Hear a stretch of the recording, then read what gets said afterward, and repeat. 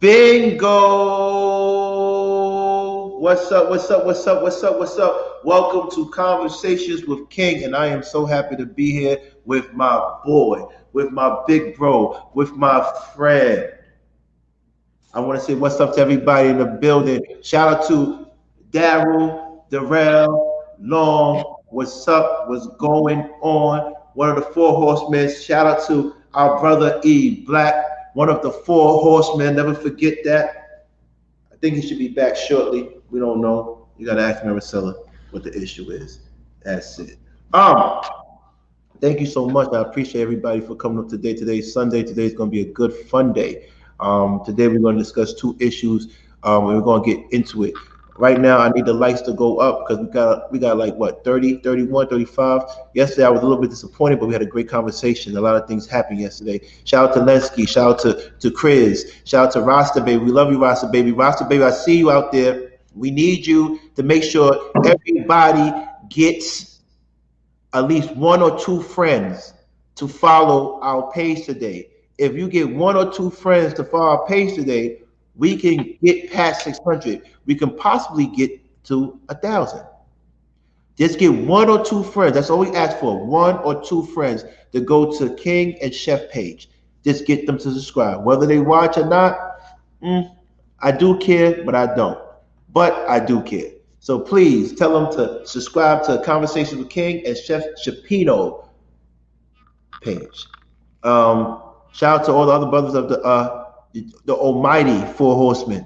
Hopefully we see them soon. We always give our shout out to our brothers no matter what the situation is. Hopefully our brothers squared it off and talked about it and it's over with.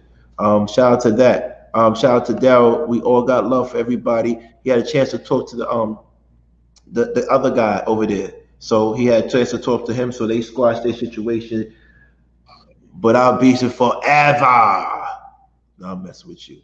Good luck to them over there. We do what we do over here. We do what we do the best. So we're not worried about that. But we still going to address some issues. Word is born. Shout out to Barbie girl Tina. Forever, forever beautiful and glorious. Barbie girl, we love you. Without further ado, we definitely want to thank Maricela. Maricela has been with us since day one, and she is the hardest working person in YouTube history. How about that? So show her love when you get a chance. She has a cash app. You should definitely hit her with the cash app, or you can send it to my cash app and I'll send it to her. Just say it's for Maricela. So any tip that goes should go to Maricela because the mods, we wouldn't be anywhere without Maricela. You should definitely hit her with the cash app. So with that being said, we thank everybody for coming to our show. Shout out to Queen Ebony. We appreciate you. Shout out to Mr. Hall of Fame. We appreciate you. Tell a friend to tell a friend. And that's it. That's what we want. Turn the likes up. Get the subscribers up. Even to 30 people right now, get one friend to subscribe. That's 60. Actually, two friends to subscribe. That's 60. That's 60. Please do that for me. I appreciate you. We need subscribers. We try to break the matrix. And we can only break the matrix if we get monetized. So get some subscribers for us, please. I beg of you. I need this peppermint tea. God is good. God is good. Without further ado, we want to thank the sponsors of our show. And we wouldn't be anything without these particular sponsors. I thank these sponsors because they believed in us before we believed in ourselves. For the first sponsors is me. Definitely, that's a fair. I had to believe myself. So, Love and Life Through As a Travel is one of the sponsors of our show. Please, if you haven't got the book yet, please go and get this book. This book is on Amazon, Kindle, Apple iBooks, BookBaby, and every other platform you can think of. Also, if you haven't gone yet, you should go to Chef Shapino's page. Marisol, put his page up, please. Put his page up. Ripple is not on Amazon, Linsky. Ripple is on its own website. So I'll show you that you get the discount. But go to Chef Shapino's page because he has done something so fly. He's actually cooking and reading passages from my book. Please look out for that page. That page, that's such a dope concept. No one is doing that right now. One thing about, if you know Chef, he creates new terms. He's the one that came up with the true pill.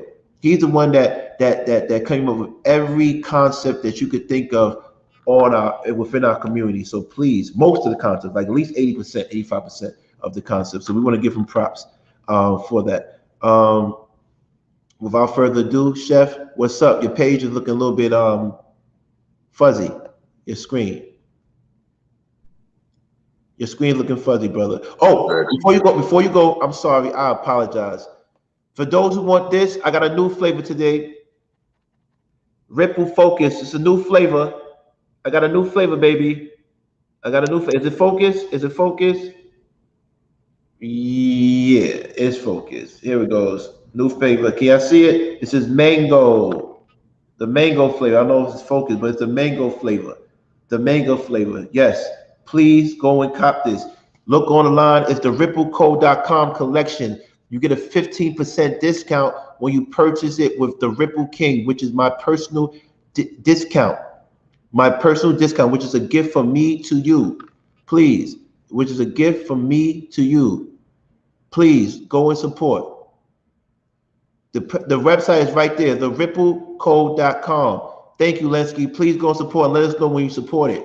Thank you. The ripplecode.com is the ticker on the bottom. Please support. Thank you very much. I'm just happy to be here. Turn the likes up, turn the subscribers up. Right now, I think the TLA is going up right now. So we definitely going to have a slow start today because we got to give respect to that man. But at the end of the day, our replay value is amazing because what we talk about is so dope. It is so different.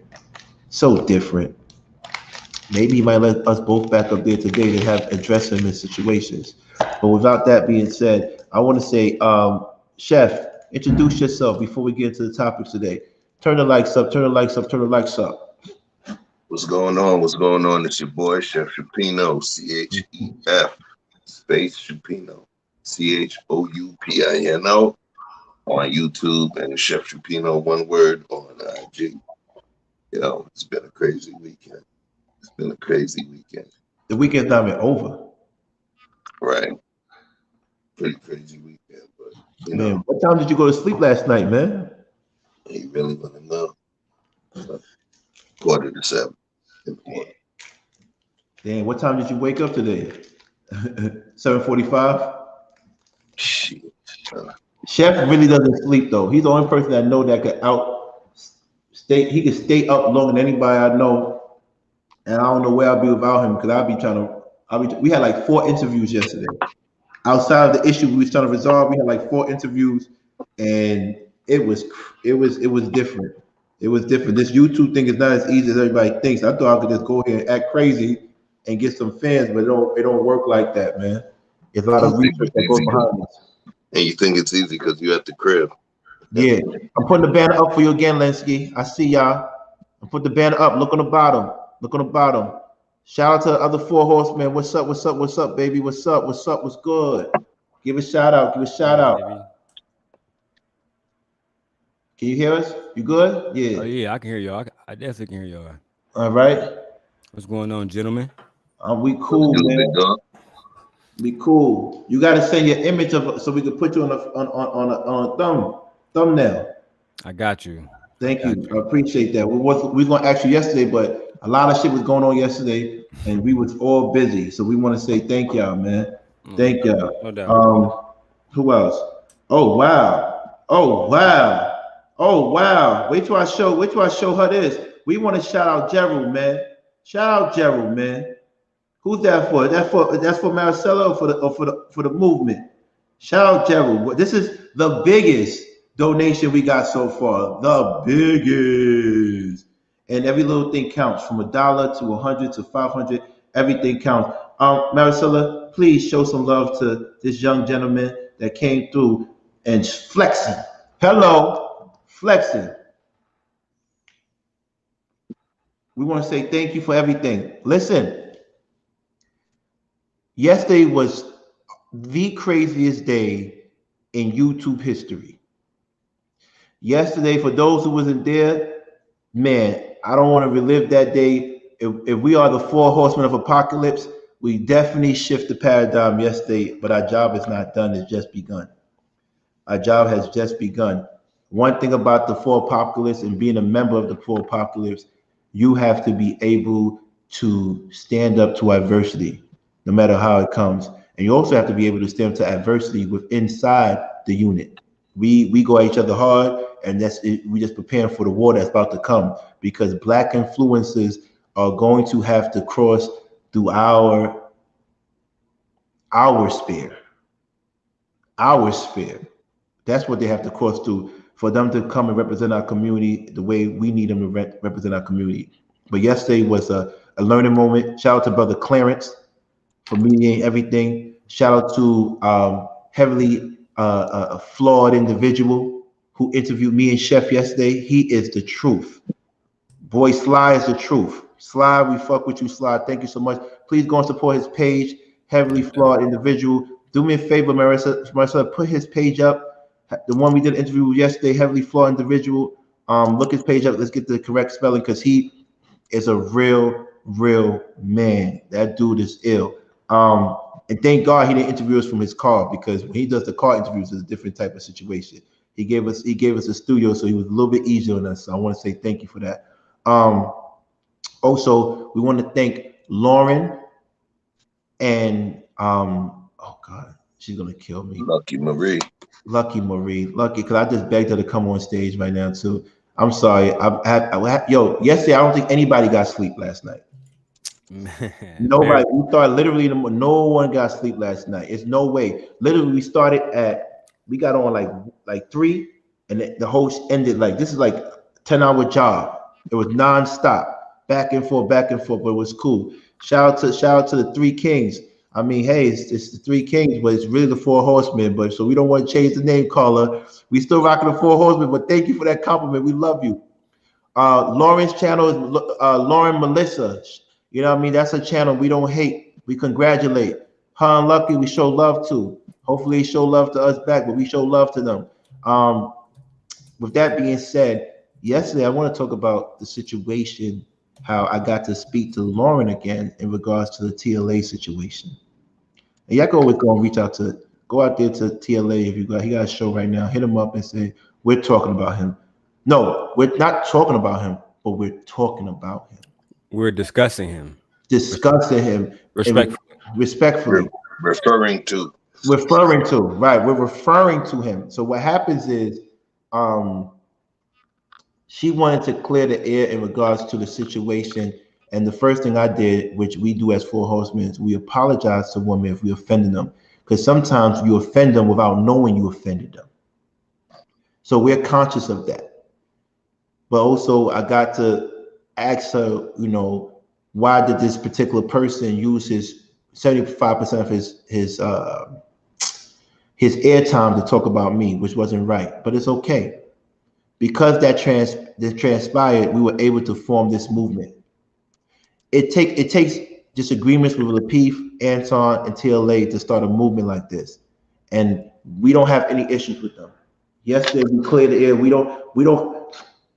Darren don't have any issues with him no more. They talked about it. Chef never had an issue with them.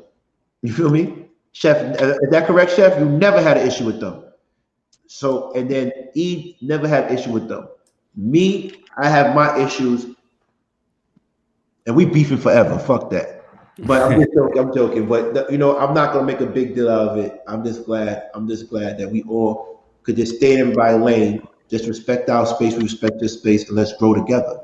You never know. Probably next year we probably have a festival, a Black Influencer Festival, and then we probably see each other, and then we could squab it out. Other than that, we just cool right now, and we're happy, and we want to continue to be happy and not promote any type of violence, any type of hate. They do what they do, we do, and we appreciate you. Appreciate you so much. Maricela, did you put that up? Because I didn't see. I was too busy talking. Did you put that up, Maricela? Yesterday was crazy, man. It was crazy, but what we're gonna do is your shit was fire. It was 3 hours, it was fire. What we want to do is we're not gonna talk about it. We're gonna do is tell you to go to Daryl's page and watch it because he needs views, he needs subscribers. Tell your friend to tell a friend to go and subscribe because Daryl's almost at home. He's almost at the finish line. So I think when people talk about it on other people's page, they don't want to go on the next page. Mm-hmm. So we want you to go to the next page. We want you to go to his page so you can know what all the issues with and see it might escalate or it might not. but you won't know until you go and watch it. You got to go and watch it. Yesterday they talked about Lauren and Lucky asked me a question, and I was like, man, is there a right answer for this? And all you guys are here, you guys are ladies men, in my opinion. Right. And what happens is they ask me a question like, why am I 41 and I'm not married? And I told them I haven't found anybody yet. I haven't found anybody yet. And they said, that doesn't make sense. You traveled the world. I said, but I didn't travel the world to meet anybody. I just traveled the world because I wanted to travel the world. My question to you is, what is the issue or the societal pressures with being married? Because we have a divorce rate that's huge. And I personally think that men cannot be monogamous. It's not a natural thing. We can choose and practice monogamy, but naturally, that's not for men. But in this world, you have to practice monogamy if you want a healthy family structure.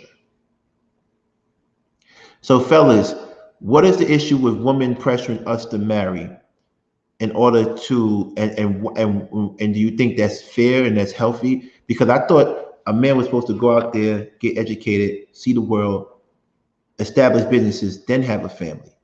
Why do they want us to get married before we are established? Fellas, jump in.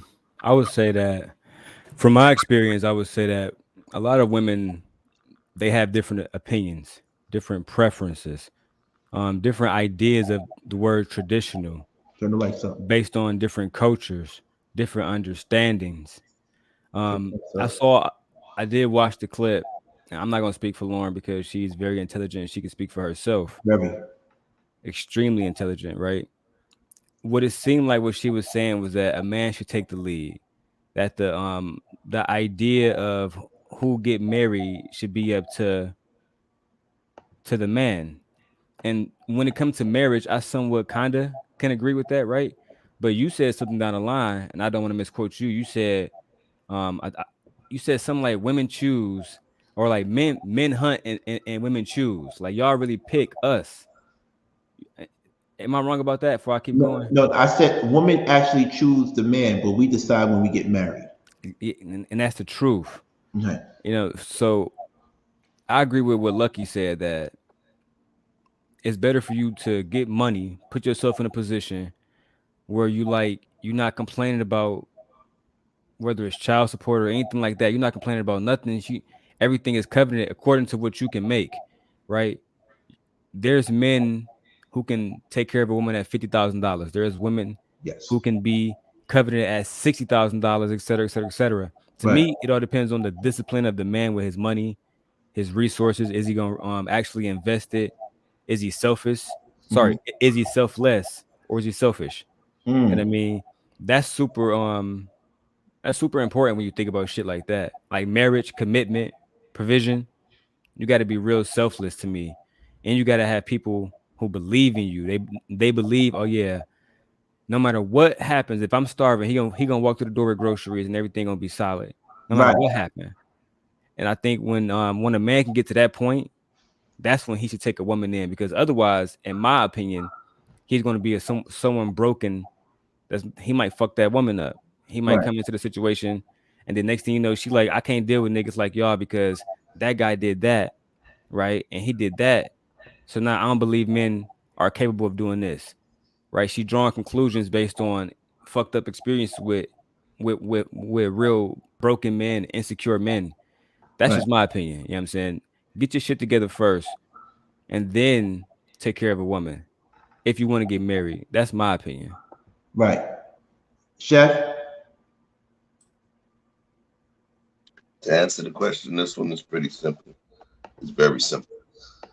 5 basic survival needs of life, right? Air, water, food, shelter, sleep.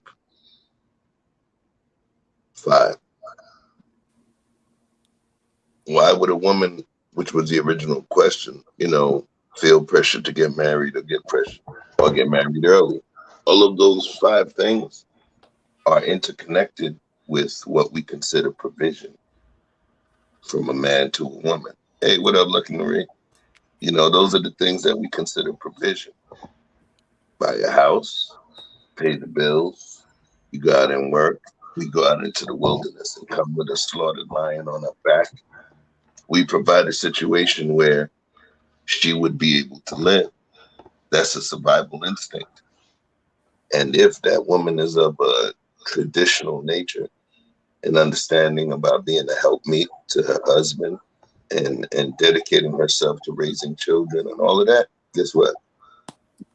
That's what she's looking for.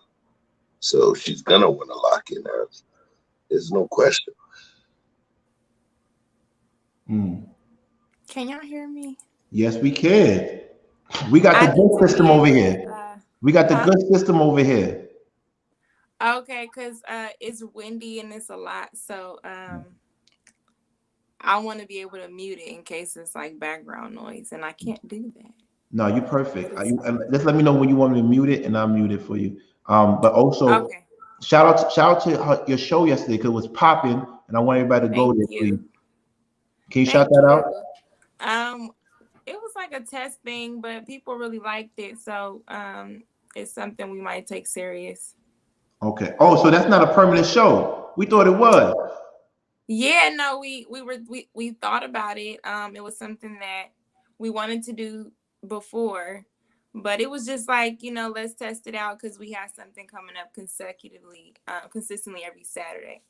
So it was like something to do on a Saturday. So Okay. Okay. Perfect. Perfect. I want to say thank you for having us up there, and we want to talk about why, not you, because you had two. Why is it important for men to like? Because it was an issue. Like you're 41, you travel the world. Why have you found marriage yet? Why aren't you married with kids yet? And I thought that I thought I was doing it the right way, building myself up before I got with anybody. And because I believe women have the power, they choose a man, but we decide when we want to marry you. That's our power. Unless you're like a thirsty female. I don't think a lot of females propose to their men, right? Do they? nowadays, and I just want to say sorry, I'm on my iPad because I am busy today, so Oh, okay, I okay. got some time. All right, thank you. But today they do. You see a lot of women who propose to men.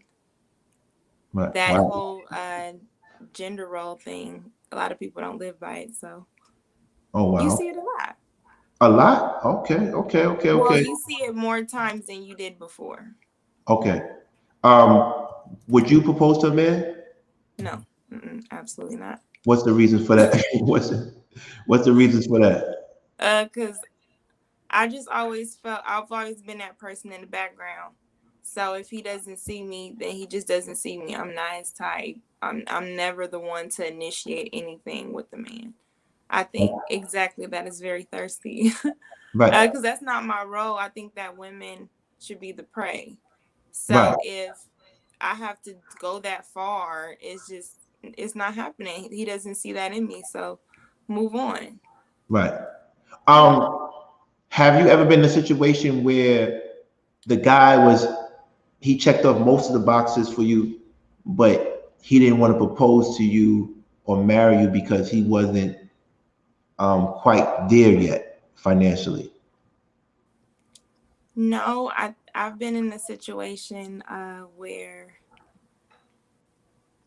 if if I was a better person in a relationship, I think I would have got what I needed, should I say.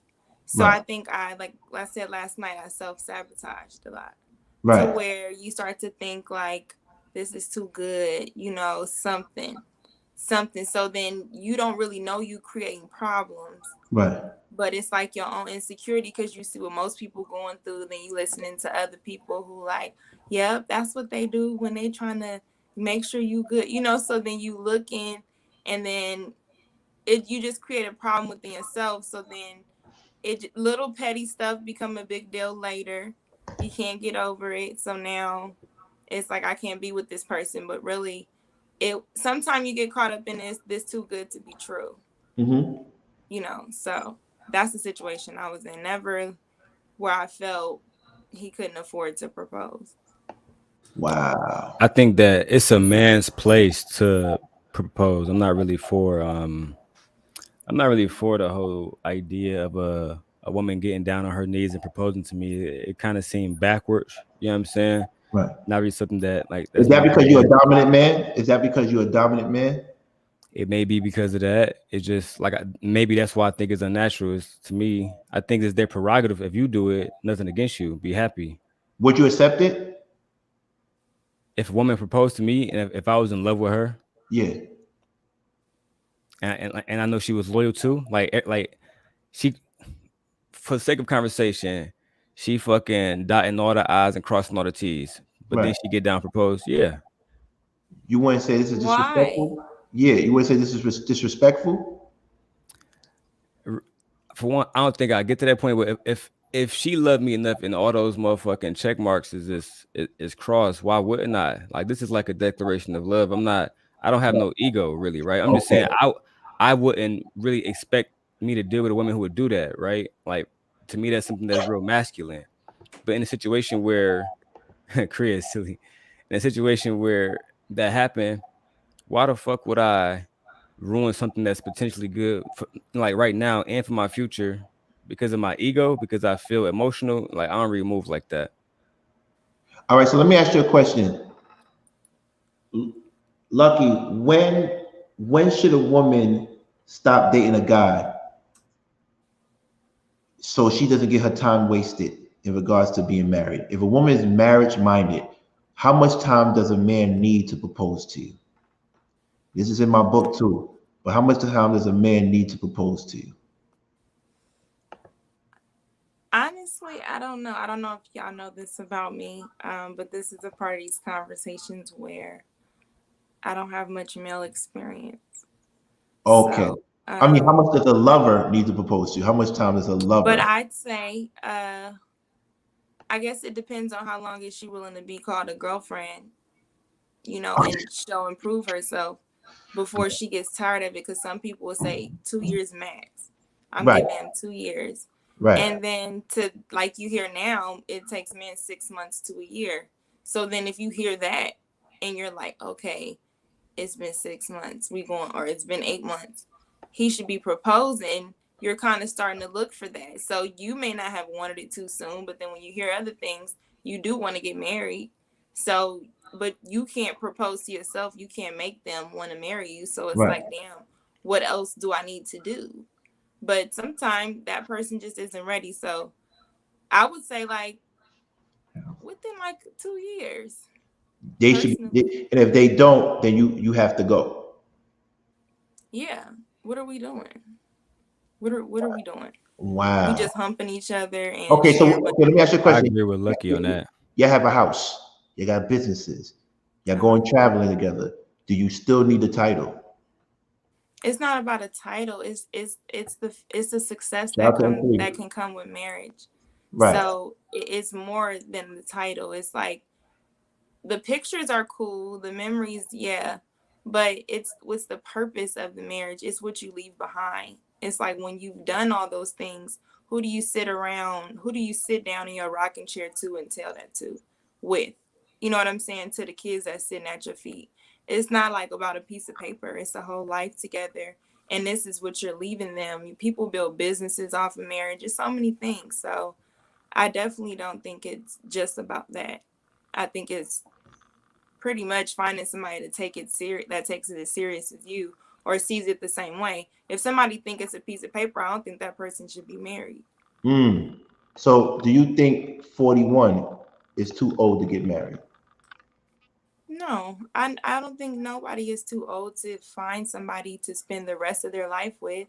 Um, I mean, I always think way out, but it's like people always say, well, at 40, you only got about 20, 30 years. But who's to say if y'all eat right, live a Right, different way, you might live 100 and some years old. So right.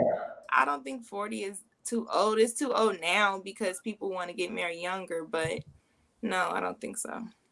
I agree with everything she said. Yeah, she's on fire. Lucky, you on I got fire. a question for you. You want to switch teams? All right. Lucky, you want to switch teams? Come over here. You on fire? Don't do that. Don't Ah, do I'm fucking with that. you. I'm And fucking you with know you. what? You know what? I just want to say, I do appreciate Lil P for bringing all of us Yes, together he in some sort did. of Yes, way. he did. I appreciate. Anton said, "What up, too?" Who? Anton, and he said, he wished y'all had success. Who? Oh my God! I'm Look, not look, look! even I'm gonna address it. You know, I tell love No, you. no, no, no. Yeah. Yeah. Yo, You gotta go with that. yo, Hey, that was a fire. you didn't, That was a fire. you ain't That even was a do a fire. song, D. Yesterday, you ain't do a song. You ain't do a CD. You had a whole fucking music festival on that shit, my nigga. This is Sunday. It's the Lord's Day. We build. We build it, I'm man. champion for You King feel in the me? background. He may not believe me, but I always Lesky. stand. I like King. Yeah, no, I like you too. I said we got the same type of energy, and I think like at the end of the day, you know, I don't know what it is about my channel, but anybody that comes to my channel, they really show how brilliant they are. The last few questions I asked you, you showed your brilliance. Literally, everybody's seeing it like, whoa, she's fire. Yesterday you was entertaining, but today you was educational too, and I appreciate that. So that's what we try to bring on our channel. You killed it, but I'm going to ask you some tough questions now. Okay. And shout out to the people that started everybody out. I And get I it. give them props. The Peace Network I get started it. everybody out. They did. They did. We got to give props, Yeah. right? But we the Omega. We the Omega. You feel how you feel. I like 50 Cent. I say that anywhere, so I like competition. I understand. I like that. You know what I'm saying? Just fun competitions, all I playful. understand. Yeah. So what happens is when it comes to this marriage thing, and when it comes to women being married, uh, do you think every woman finds the person they're with, or do you think majority of women settle out of fear of being alone? Well, now my answer would be different than before. So I'm gonna give what my answer is now. Okay. I think that it's up to the person to decide what's settling to them. Right. Because if you're looking at pictures and things like that, you know, like you'll think if this person can't give me that, I'm settling. But I also look at where was this person raised? You know, what are the men in their environment? What is the best options in their environment? Right. And Turn the lights up. to somebody else, that could be settling. You know, it's like, girl, you can do better, but could they really? They may not have the same access that you do. You know, so I think it just depends on where that person is, and what they can get based on where they are would determine if they're settling. Okay. I don't know. What you think? Me, I want Chef, because Chef had a question for you. I'm going to tell you what I think. I think women like you refuse to settle. Women like me, what does that mean? Women like you, they refuse to settle, because yesterday when I answered your questions, you said I understand why King is waiting to get his stuff together before he starts a family. You understood that logic, meaning that you refuse to have any partner, wherever they might be, come into your life if they can't provide the provisions of a family, right or wrong? You're right. This why I don't like talking to men. Y'all be in our business. This little stuff. Yeah. So Yeah, with I that, agree. so with that being said, I just think you won't. I don't think you will settle. I think you're probably in the same predicament I'm in, where is that Paradox of choice. paradox of choice, where is that you are attractive, you are fearless, and you are very meticulous with who you have in your circumference, right? I was listening to the show. You was like, I was talking to some handsome guy in Atlanta. He was handsome, but I didn't understand a word he was saying. Am I right? And so you have this thing where I need the person that I want, or I can't move forward with it, because you take marriage seriously. Yeah. You take it as a lifelong commitment. So you probably going through the same thing that I'm going through, but the only difference is you have it a little bit harder than me. If you're trying to have kids. Well, see, I already have a child. Oh, so you don't want any more children? No, that's something else. That's a different day. But I don't want any more children. I just don't think that this is a world to bring a child in. It has nothing to do with anything else. Right. But I understand at a certain age, some people have children. So that's why I think that's why you're also the unicorn. But I wouldn't say I had two. What is it? Paradox of choice. Yeah. I think that's when you have too many options. I wouldn't say I had too many options. Why would you say that?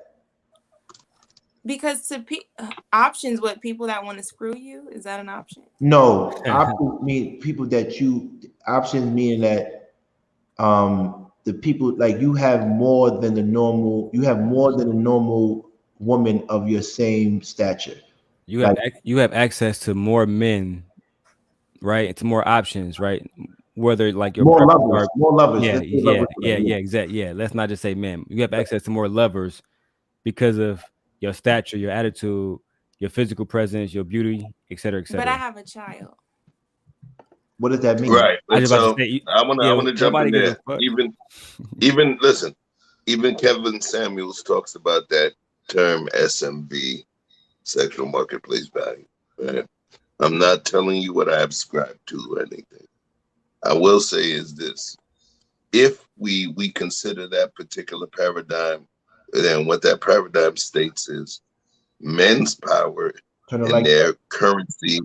Men's power and currency is within their ability to provide, and a woman's power and currency is in her ability to remain beautiful and be able to procreate. So when they're saying what they're saying, listen, you don't got to admit it to us on camera, right? But when you look in the damn mirror at the crib, you already know what the hell we talking about. You may be a bit more privileged than some of the other sisters there, just by virtue of the blessings that your parents This and is your creator interesting. gave you. I mean, no. It's real though. I mean, listen, you're an attractive sister. It is what it is. The thing is, at some point, you know, we're just talking about some of the things that may allow you a little bit more leeway into certain situations by virtue of that. Okay. And it's not a bad thing. It's not a negative thing. It's the way No, I don't. our It environment sounds works. We great. want to smell the best It's just smelling not my flowers. experience, should I say. I Lucky, think, I have a question for you. go ahead. Do you are you familiar with the term pretty privilege? And if you are, could you elaborate what it means to you, if it has any meaning at all to you? Pretty privileged. I've heard of it recently. But So the you're way not they describe it, I don't think that that's been my experience. okay. So, I don't think that I've gotten away with certain things because majority of people think that I'm pretty. I don't think none of that. Like, honestly, it could be because of, this is like new to me, like being around as many men's opinions. So I'm around a bunch of women. You see pretty women all the time. Fair enough. So it's like everybody usually gets this some sort of attention. From where I'm from, the more you show, the more attention you got. If you was pretty and you had on regular clothes and you just chilled in the background, nobody was coming to talk to you. They were coming to talk to the person who had her titties and her ass out. So it's like, where if you say pretty, it's like, in what way? Like, dudes always want to smash, but okay, what does that mean to me if you want more? I agree. I mean, I don't agree about all dudes just want to smash. That part, that's the only part I kind of got some pushback on because I don't think all dudes just want to smash. It's a lot of dudes that's looking for relationships at a young age. I went to college with dudes that was married before they graduated. It wasn't a lot of people, um, but there are men out there that's definitely looking for long-term relationships. They're not out here trying to like engage in certain activities, like the Will and Jada type shit of the world. But shout out to them. But I'm using them as an example. Like, it's some men that's just not interested in that type of lifestyle. They want their woman to be I know dudes who want virgins. That's not my thing. But I've met dudes who's like, yeah, I want a woman to have no partners. I want her to have a degree. They got a whole checklist. Like I said, I think everybody got their own preference. For me, um, I have a long list of different things too. But to answer the question that King was asking, I don't think there's nothing wrong with getting married at 41 if you want to get your like your eggs in order.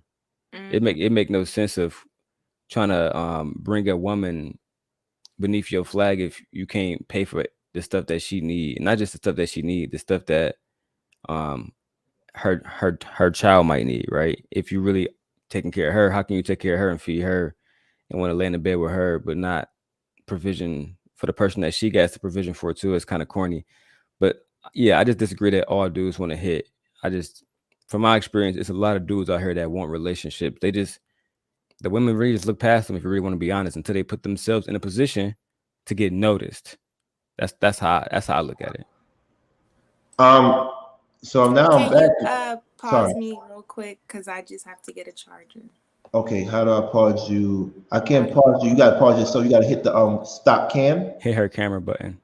Oh, hit it? Okay. All right. Thank you. Yeah. So, man, most people, Willie D said most people settle for what they need at the particular point in their life. Wow. I'm sitting here like, look, we're not finna sit here and explain to this sister how beautiful she is. Like that. I mean, yeah. she knows. You know. I mean, but my thing. I know. No, my thing. I think my thing. Modesty is the thing, though. Modesty is the thing. Modesty is the thing, and humility is the thing that we practice. Yes. So I know you seeing me right now when I'm saying all of that, Lucky Marie. I'm just messing with you. Humility is something that we practice. Grace and all of that. If you popped up and said, "Yeah, nigga, I know," no, it would have been a bad thing. So, right, you get it. We get a lot of visitors in here, man. Please hit the like button. Show some love. Turn the likes up. Once again, we are a special, different type of show. We are having a spicy topic right now before we get into our real issues. And our real issue and our real main topic is going to kind of be a great segue to the restructuring of conversations with King. So I need everybody to stay focused. But it's crazy to me how we put so much pressure on this thing called marriage and not about the key things that we need to focus on, which is romance, which is passion, which is friendship, which is partnership. Why do women feel the need to have marriage to feel secure? I would say from a legal point, it's a lot of different reasons. When I was in school, I'm gonna speak from an LGBTQ. Like, so let's say if two women are dating, right? If a woman wants to marry her lover, right? And they've been married for 25 years. I actually met a couple who they had a son, and one of the women died, and they couldn't pass down the will, they couldn't pass down the home, a lot of stuff. They was in Wisconsin. Okay. The whole thing was fucked, man. Like the whole giving away the assets and stuff, it was ruined. And people were saying that had they been a married couple, had at the time people of that sexual orientation been allowed to get married, they would have been everything would have been protected under law. The lawyers, everything just sealed, right? That's where I think the marriage really comes in. I think it gives women under like law, right? It gives them security, knowing that, all right, if my husband died, I can refer to him as my husband still. This is my husband. He gave me, the entire estate. It usually goes to the wife directly afterwards. I think that's why, in my personal opinion, that's why they want to get married. They don't want to be with a man and then end up getting nothing, because it's like a folktale between like Tyler Perry and your grandma and her friends that knew that trust me, man. I just think that they hear from other people. If a dude really love you, he gonna marry you. He gonna put your name in the will. He gonna make sure you provisioned over. Right. You're gonna make sure So the kids are taken care of. So let's talk about, when they talked about the civil rights So the likes, so movement. we got 87 people, and we only got 60 likes, 66 likes. That means 87 people is really 120. We need the likes up. Remember, likes have to go higher than the views. Please turn the likes up. Also, please, let's get us to 600. Let's get to 600. We need more subscribers. Thank you very much. Sorry. Are you good?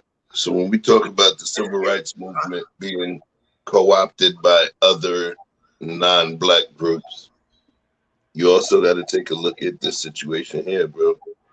When you talk about marriage and all of that stuff and the woman being able to have something, with the advent of a lot of the new laws, including the laws that were there to benefit gay marriage and partnerships within the LG. Don't get mad, man. Don't cancel me. LGBTQ Yes. plus. Yes. There you go. Yeah, There we got go. him. Right. So now, that community,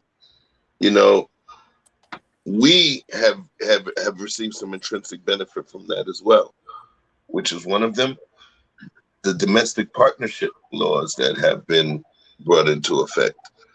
Mm-hmm. Many states, domestic partnerships have a specified time frame where, and when I say domestic partnerships /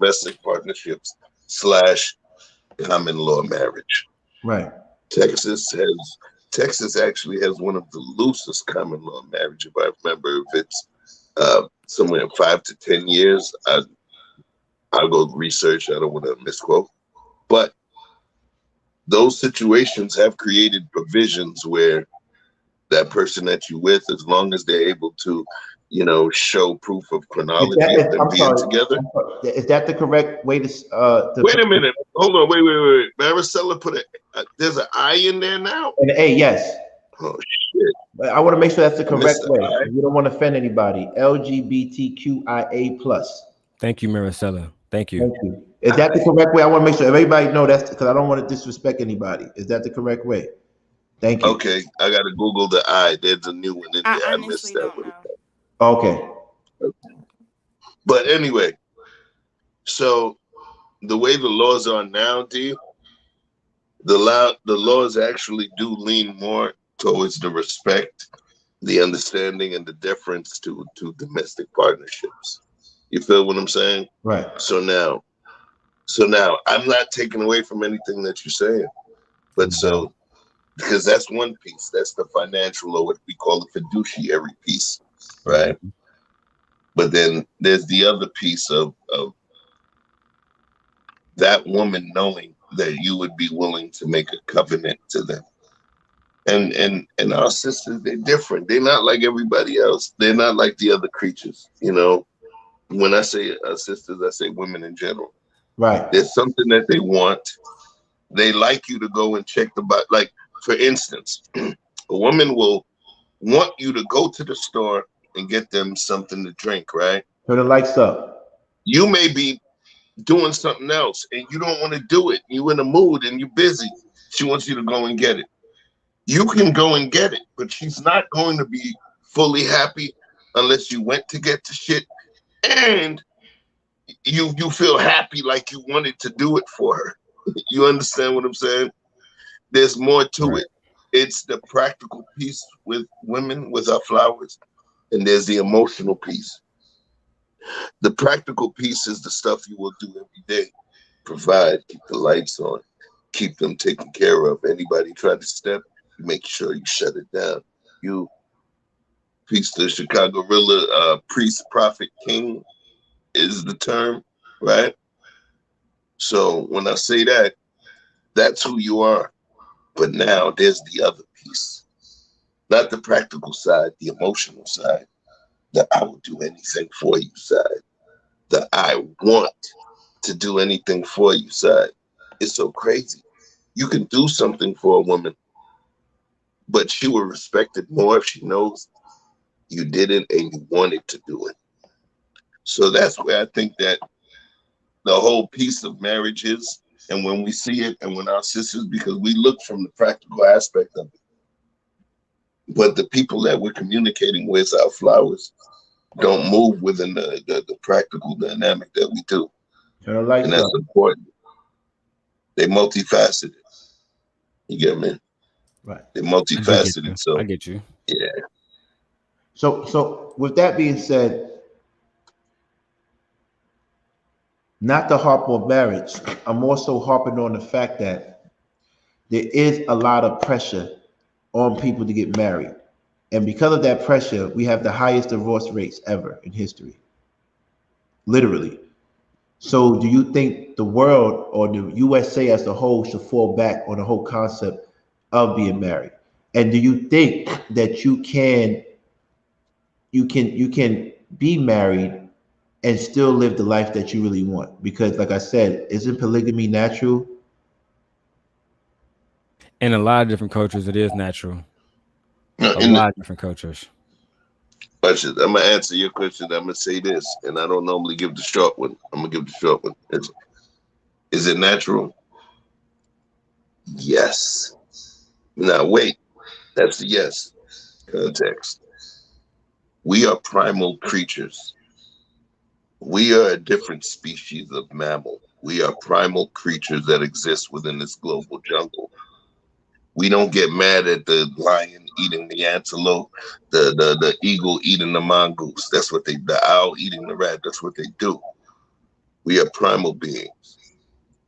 Within our primal nature, no, we are not, exclusive. It's not, natural nature is not monogamous. We know that, all right? Your dog, your cat, the lions, the animals that exist, all of the other creatures that exist outside of us within this universe are non-monogamous. Monogamy, and I'm not saying, first of all, I'm not saying that I'm not monogamous, because I am, okay? Monogamy is a mental construct. Monogamy is not a primal construct. It's a mental construct that's brought about by virtue of being polished, by virtue of precision, by virtue of sophistication.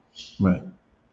All of the most sophisticated people, you don't consider them gangster or primal because of the fact that they've, when you shine something, when you polish something, you take a stone, you take a piece of metal, when you polish that shit, what are you doing?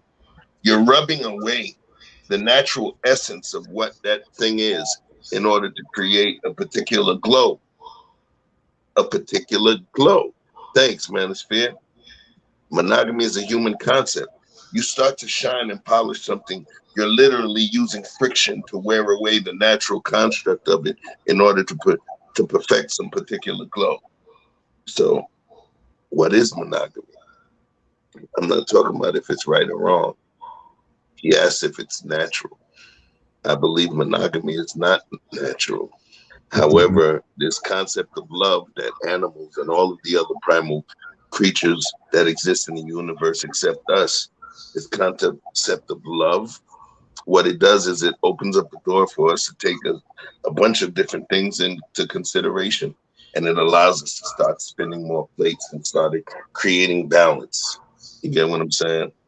But I say that I still took a long ass way up the road to tell you, I don't believe monogamy is natural. Do I practice it? Yes. But I don't believe it's actually natural to us. It's something that we do. And as we grow, we evolve into it. Right. You know what's funny? Before I pass the mic to Lucky, I had a friend at Harvard, and she told me one time, she said, polygamy is human, but monogamy is divine. Polygamy is human, but monogamy is divine, meaning that humans naturally lust or crave other people. However, to be in a monogamous relationship requires self-discipline, a higher spiritual level of thinking. So it's divine. So this is one of the realms where flesh battles spirit, monogamy. That's when flesh battles spirit. This is why men can have sex with different women and still love their wife. And this is why a woman can have a deep, intimate conversation with another lover, but still go back to the person that they with. Lucky, do you think monogamy is natural in the case of marriage? And thank you to the person that sees what I saw. I appreciate you.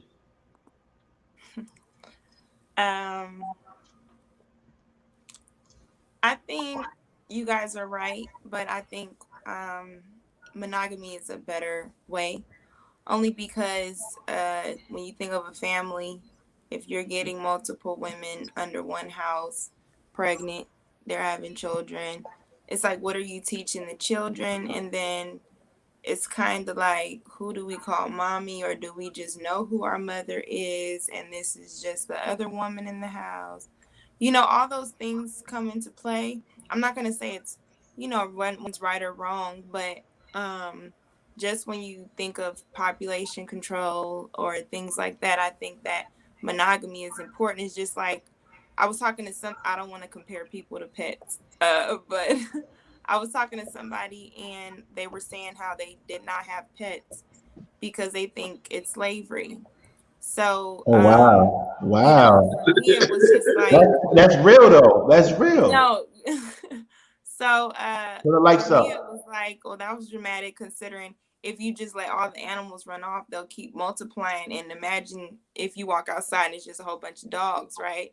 So it's the same thing with humans. Like if everybody just multiplied so much in one house and everybody came outside, how would that look?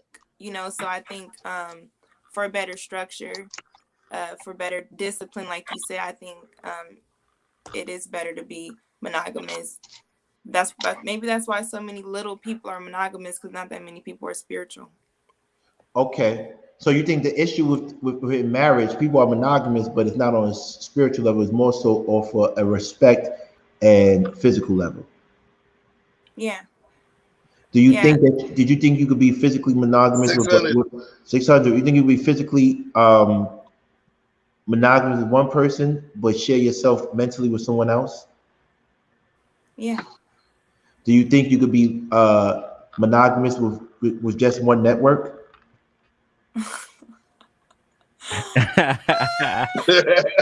Bro, wow. Oh my God. See, this is No, this is why why. I want you to walk with me. That's what we do over here. We go down a rabbit hole. So could you be You're monogamous? in Brooklyn right now. Can you be monogamous with one network? Because I feel that a woman like you is complex enough to handle two networks. So would you? Would it would? I'm not against it. I don't mind being a Well, let me network put it to person. you like this. Right. Since we talk in relationships, Right. I'm in a relationship where they understand, but I'm still in a relationship. Oh, so it's an open relationship. I guess you could say. All right. So in Say terms no of more. relationship, so you But as have. long as my side chick respect the main, we have no problems. Oh, so we decide. Well, I just met y'all. You coming off strong on the first date. Okay, so listen. So here's the thing. I'm glad you said that. That's because we lay it down. Okay, let's do it. Let's do it because Lucky. No, no, no, no, no, no. Lucky is smart, so we can't play with her. We have to come with something really good. So Lucky, since we decide, do you believe in a relationship? The side person can eventually rise up to become the main. Can we be your main network? And how? Well, right now I'm with Lauren. Okay. No, not that. I'm talking about the network. Can we be your main network? What network are you talking about? Oh, I thought you was on the Peace network. Okay, I didn't know if I had to be Oh, clear. oh no, Lawrence, she's doing that on her own network. No, Lauren, we were on her channel. But okay, let me ask you this before I answer. Can I ask a question? Yes, of course. Why do I have to pick a side? You don't. I said with me, you don't have to. With us, you don't have to pick a side. We are willing to share. We just want equal rights to you. You caught us aside. We thought we were all brother husbands and stuff. So you caught us aside. We didn't do that. You caught us. Oh, I was in a polygamy. Okay. Yeah. So can you manage having two networks supporting you and providing for you and protecting you? I would like to support everybody. I just think that when y'all sling mud, I just believe the women should get out the room. Just like when adults is talking, Right. kids should get out the room. And however y'all handle it, I shouldn't be put in a spot to where I have to pick on YouTube. You know. Oh no, no, I don't want you to. I don't want you. I don't want you to pick. I just want you to know that we are actually courting you. We're vetting you, and we want we want to be respectful about it. Oh, you good. Okay, we want to be respectful about it. We never talk about any woman over there, but we let we know we adore you. Thank you. This is a mama and papa shop that's about to grow real soon. You know. I believe that. Right. So with that being said, you know you want to get in early. That's what I'm saying. Like that. Okay, so it's the IPO. Right. I'm gonna just say okay. I'm gonna let y'all lead the pack. Yeah, we fuck with you real heavy, Lucky. You know what I'm saying? You're not just a pretty face. It's like Wakanda over here. Yeah. Why you say Wakanda over here? It is. Though. Why do you say that? Gotta come challenge the king and everybody over here. You know, with a soldier. Okay. No, I just think at the end of the day you're dope, and I think that you know that we want people that's willing to grow with us, and we're not trying to trick you. We don't want you to leave anybody or stuff like that. We just let you know you could be over there and still have us too. We understand. We know our role. We know our role in your life, you know. But just know that from my experience with women, the partner that lasts the longest usually is with you throughout all your relationships. So we're gonna be through with you throughout all your relationships, but we're still here. When you get an argument with your main one, you can come right here. Oh, or if you miss us, we right here. That's all. Boyfriend number 2. I like that song. Boyfriend number 2? No, we're not. We are a sanctuary. We're not boyfriend number 2. No, but that's what he said in the song. I'm not saying that. Okay. We're not boyfriend 2. We just the one. We just the one. You know that one that you like. Damn, I wish I met you first. Right. That's who we are. Okay, I've been there. Yeah, that's who we are. But you have so much loyalty to over there, so you can't come over here. We get it. Lucky, just so be loyal in general. It just depends on, like, you ever had a friend that was friends with someone else that you didn't like, and you felt like, you know, well, why does this Lucky, let me tell you why you're the best. You just gave a segue to our main topic. Say that again. Which part? You said you ever had a friend that liked a friend that you didn't like. Remember you said that? How you say it again? Yeah.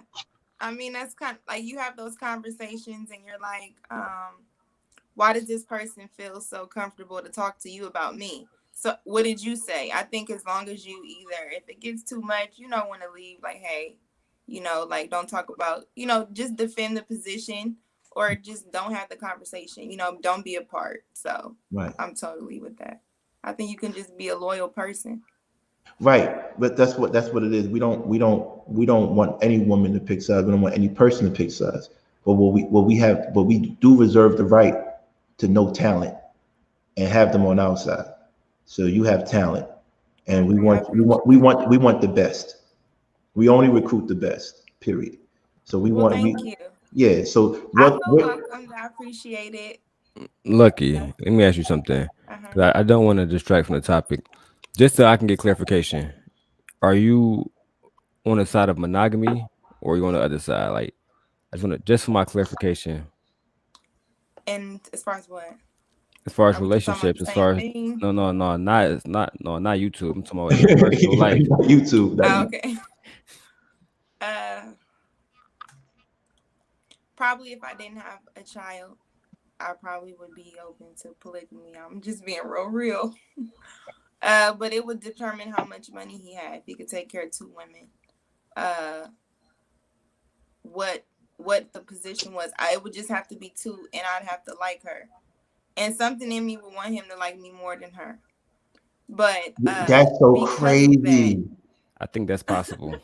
That's parameters. It'll be. I'd rather be monogamous and be They gonna get mad at me for saying this.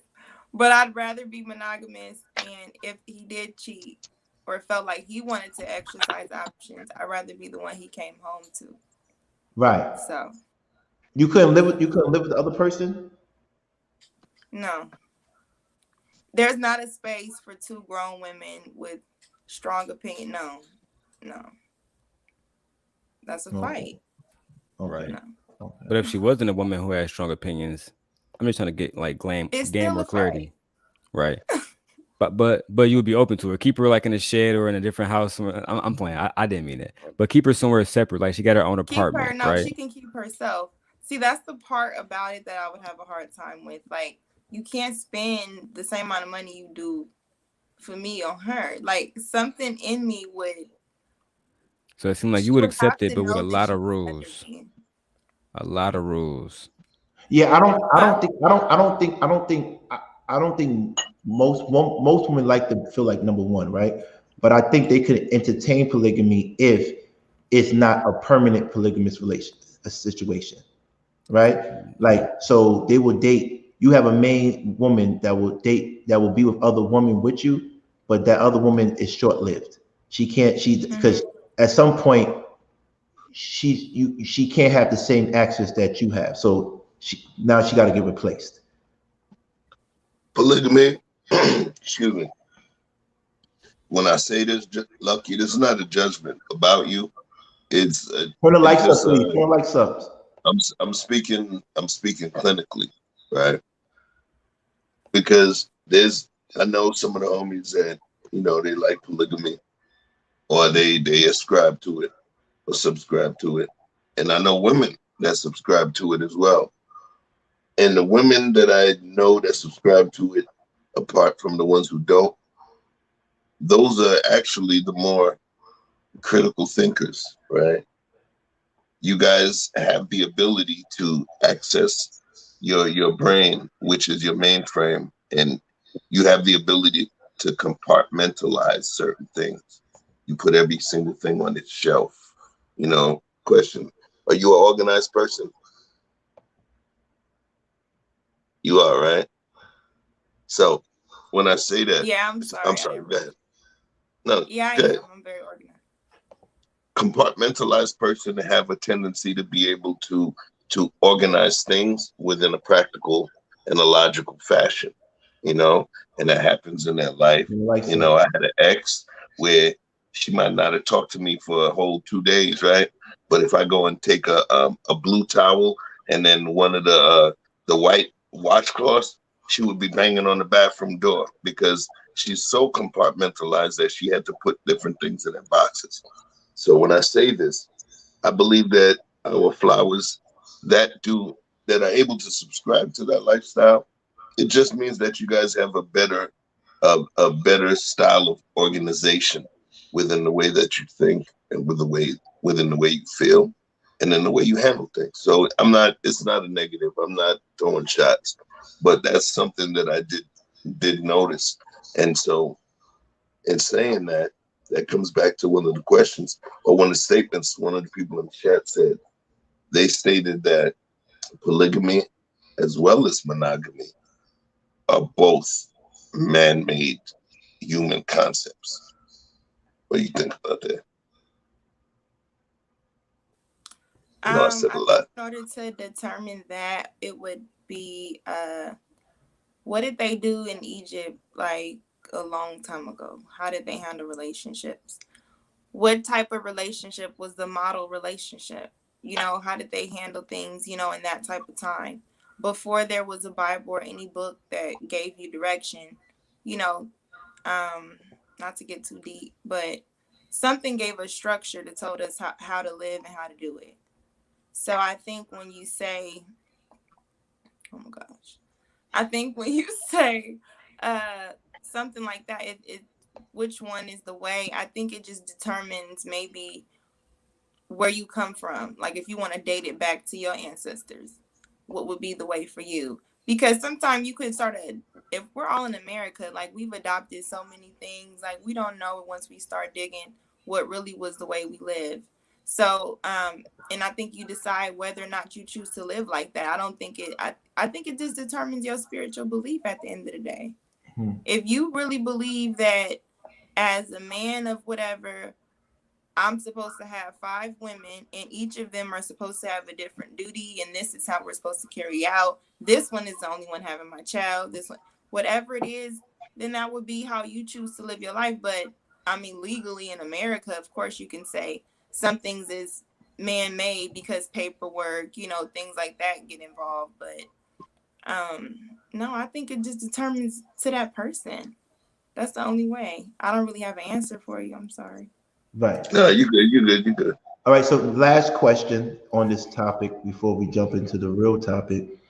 Do you think if you did have to share your lover, would the other person have to be your friend? No. Or you could be in a polygamous relationship. If polygamous No. relationship, another person, they don't have to. They don't have to be. Listen. I don't want to see her. I don't want to talk to her. It would have to be some rules of engagement, like She can't call after 10. None of that shit.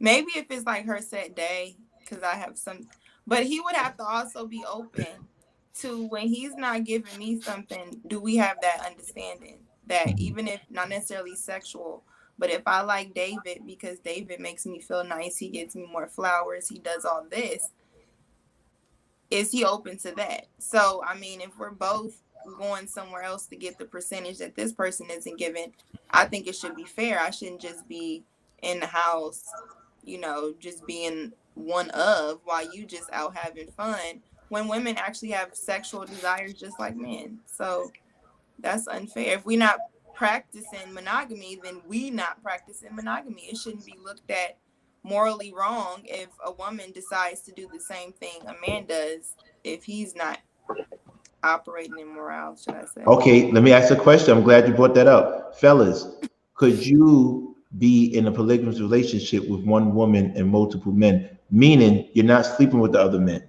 but you know you are sharing your wife. I'm gonna let y'all go first. You don't want to hear my answer. Chef. Oh, you gonna let me go first? Absolutely. I got trust issues. My mainframe, this computer here, this other piece of material inside here that's pumping. I have to keep them protected, and I got trust issues. I don't keep all kind of people in my circle. My love periphery, my secure circle is small. So, nah, I couldn't. Because in terms of me, in terms of how marriage is considered, in terms of how monogamous relationship is considered, once I choose to be with that person, I free up everything. They have all the passwords, codes to the things within my mainframe and my heart. So if that particular entity has a joint venture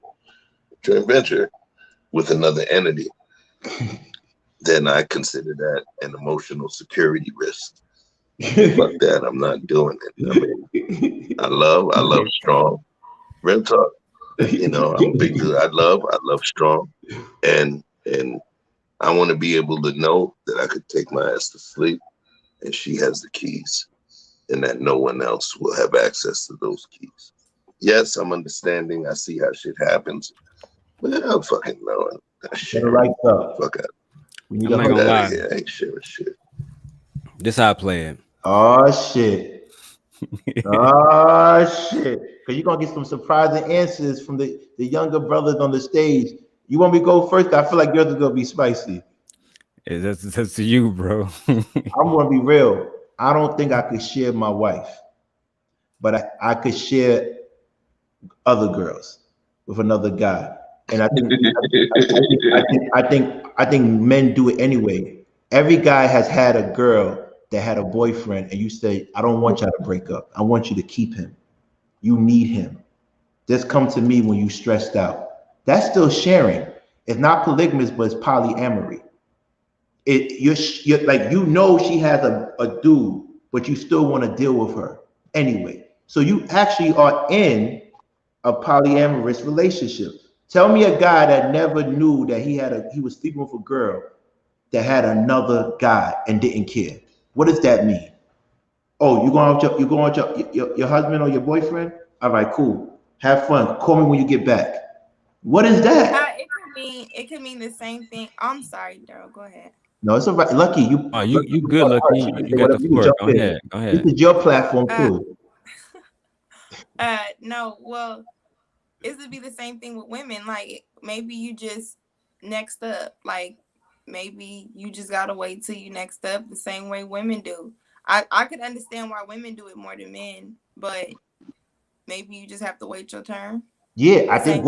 I think Lucky's right. Women do it better than us. Whereas that they have a dude, like she said, I like this dude, but I'm with him. But as soon as he messes up, you get your turn. No, I meant like I meant like I understand why we do it in a sense of being one of, because it's more of us. Mm-hmm. So usually somebody you meet, you're gonna share at some sort of time. You're sharing. Right. It's different for women. It wouldn't be no reason for women to have a backup man, but I wouldn't say we do it more than y'all. I think we do it because of y'all. Not trying to do blame, but I think we do it because you kind of assume that he doing it anyway. Like you just kind of assume, because most of you guys do. We just sat up here and had a problem with monogamous Uh-oh. relationships. Dun, dun, dun. Uh-oh. Most of you guys. Listen, I got two people coming. Most of you guys. Listen, I got This two is a people trope. This is a trope-free zone, love. I got two people coming up. We good.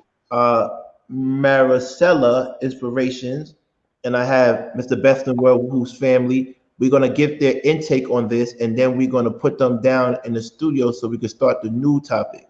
But we want to hear them. I didn't see you. I'm sorry. Let's get the likes up to 100.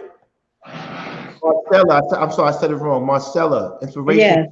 I apologize, Flower. Oh, Thank no problem. No problem. Everybody have a hard time saying that name. you. How you doing, Mama Ward? Hi, baby. How are you? I'm doing good. Yeah. So Hello, good afternoon. what I want to say is before everybody speaks and answers this particular question before we move to the next topic, please, Chef, get a breakdown of why we call women flowers and men rocks, please.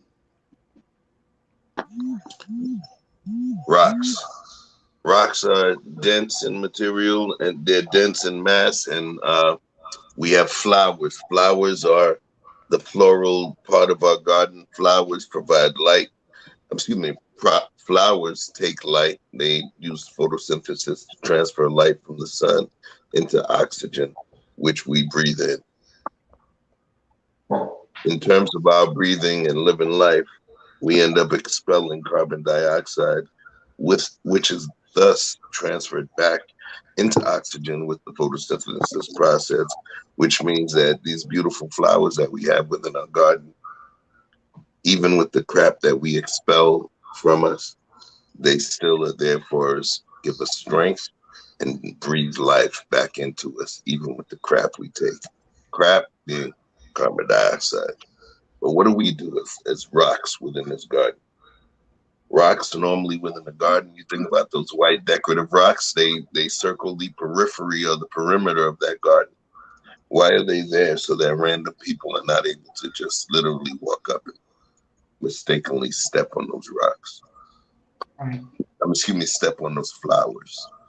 The rocks cause a certain level of pain, which allow people to understand that you do not want to tread on these flowers. That's what we do with our garden. This garden that we have, this community, is a place where we want to open the lines of communication. We want to be able to create a safe place or a safe space for people to be able to share how they feel without disrespect, without ad nauseum attacks, ad hominem attacks, and just for us to be able to build. So within this community garden, we have the flowers, which are you sisters, and then we are the rocks, and we all play a pivotal part within this ecosystem. Very important part. Thank you so much. So that's the breakdown of why we call people flowers and rocks in our community garden. It's all about nurturing and making sure people have a platform where they're not censored and they can say what they want to say and feel safe at it. Also, it does get very spicy in here. But before you get spicy, do me a favor. Say, I don't want to offend or trigger anybody, but this is what I need to say. Give us a pre-warning. And then afterwards say, I hope that didn't offend anybody. I just want to make sure no one is hurt. Please. Thank you so much. With that being said, Marcella, drop some. You're not a polygamist, right? No. Okay. No. I'm gonna say it ahead of time before I get to talking, because I'm a boisterous person.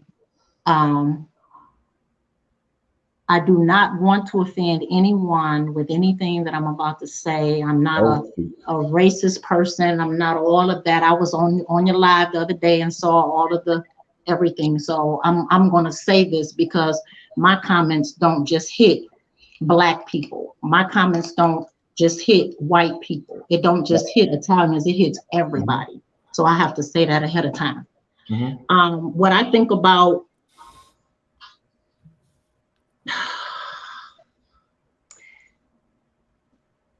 we as women have endured a whole lot of things, and you as men have endured a lot of things, no matter what race it is, okay?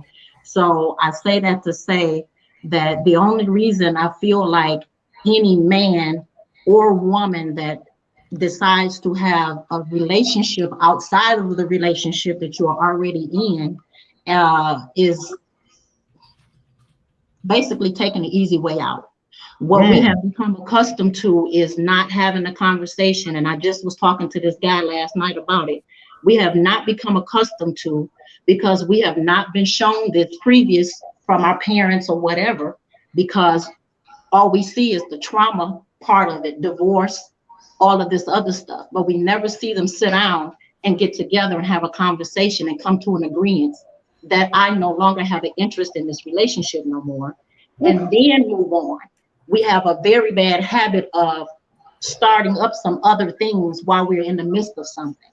And what I have come to learn is we are putting ourselves, subjecting ourselves to much worse than what you think is something simple pleasure. We're putting ourselves in a position to get STDs. And I don't mean gonorrhea, crabs, that thing. Sexually transmitted demons. That's some heavy. Oh yeah. So I'm just telling you the type of thinking that I do. It's sexually transmitted diseases. So I go and I got a relationship I'm in now, and because he did something that pissed me off, I've been waiting on that moment because I had somebody else I wanted to do. I have right then and there picked up whatever he picked up and whoever he was dealing with before me, and I have brought it into my current relationship. Wow. Yeah. So that don't have a race on it, don't have a gender. That's for everybody, man or woman. I don't care if it's two men, I don't care if it's two women, it's all still the same thing. And we are involving ourselves in a sexual orgy. That's why I love you. That's real. And I'm saying that because I had to go through and learn these things.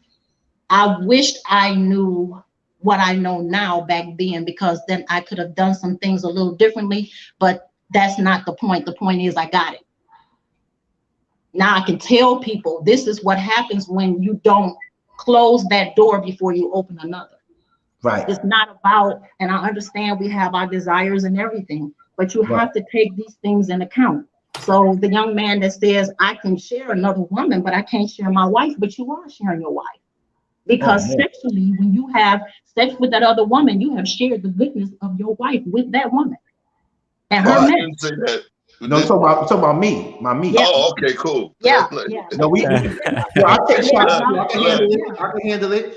I think complicated, but my life ain't that complicated. Yeah, I mean, I'm just saying.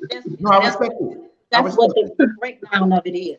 That's just the breakdown of it. And because we're not thinking of it that way, we're thinking of it as our own personal desires, what we want. It's not about that. It's about what's going to come along with that, though. We don't think about that. We just do it. And that's why so many relationships and marriages and stuff get tore apart, because you brought all of that mess into it, whichever one didn't. If both of y'all did it, y'all brought a whole everything into y'all mixing bowl. You know what I'm saying? So that's what I think about it. But to each his own. I don't knock nobody on their own thing. But if they give me the opportunity to talk, I tell them, you know what you're doing? This is what you're doing. And I just leave it alone, because I'm in a judge-free zone. I judge nobody. Everybody has a past, everything. Everybody has been through something. So I don't judge nobody. I just make it my point to say, well, did you think about that this way? Maybe if you think about it this way, you wouldn't do that. Right. And I definitely agree with you. I take that truth, because when she was spitting, and she's absolutely right.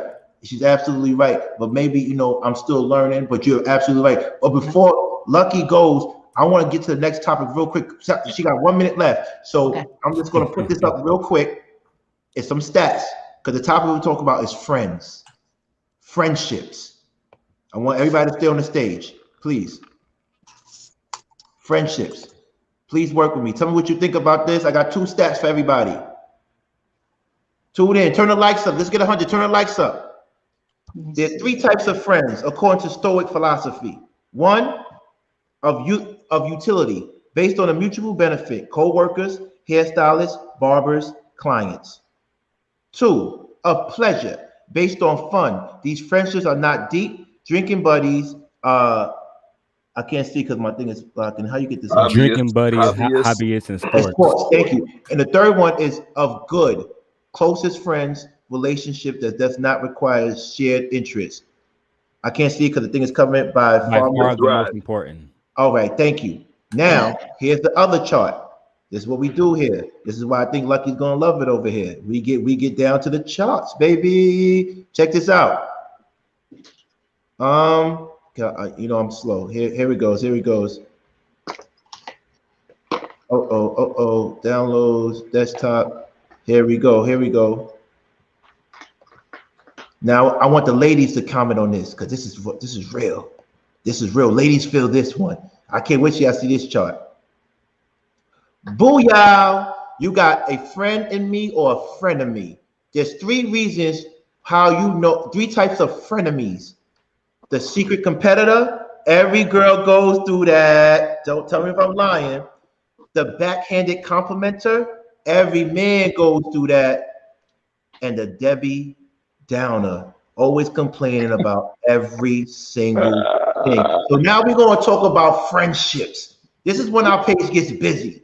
Unfortunately, Lucky won't be here, but if she was here, she'll get busy with us. But we're going to talk about friendships. All right? And I want everybody to be honest. Hold on. Let me fix everything. Make everything correct for my peoples. Because I need everybody to see everybody's beautiful face. Remove. All right? That's it. Now, get the likes up. Get the likes up. Everybody on stage. Let's talk about the negative first. Get that out the way. Does anybody, show of hands, who has I can't see Mr. Best in the World, so just flash up if you got a mic or something, whatever. Yes, I have all 3. I've had all 3. All right. So what's going to happen is, who has a Debbie Downer? Raise your hand. Me. Raise your hand. Who got Debbie Downer in their life? Someone that you chill with that talks down all the time. They call you and always tell you their problems. 2, who has a person that's in secret competition with you? Who has a who? Yeah. A person that's a friend that's in secret competition with you. Oh, yeah. And the last one, who has a friend? What's the other one? Who has a friend that is? Let me make sure I get this right. A friend that is.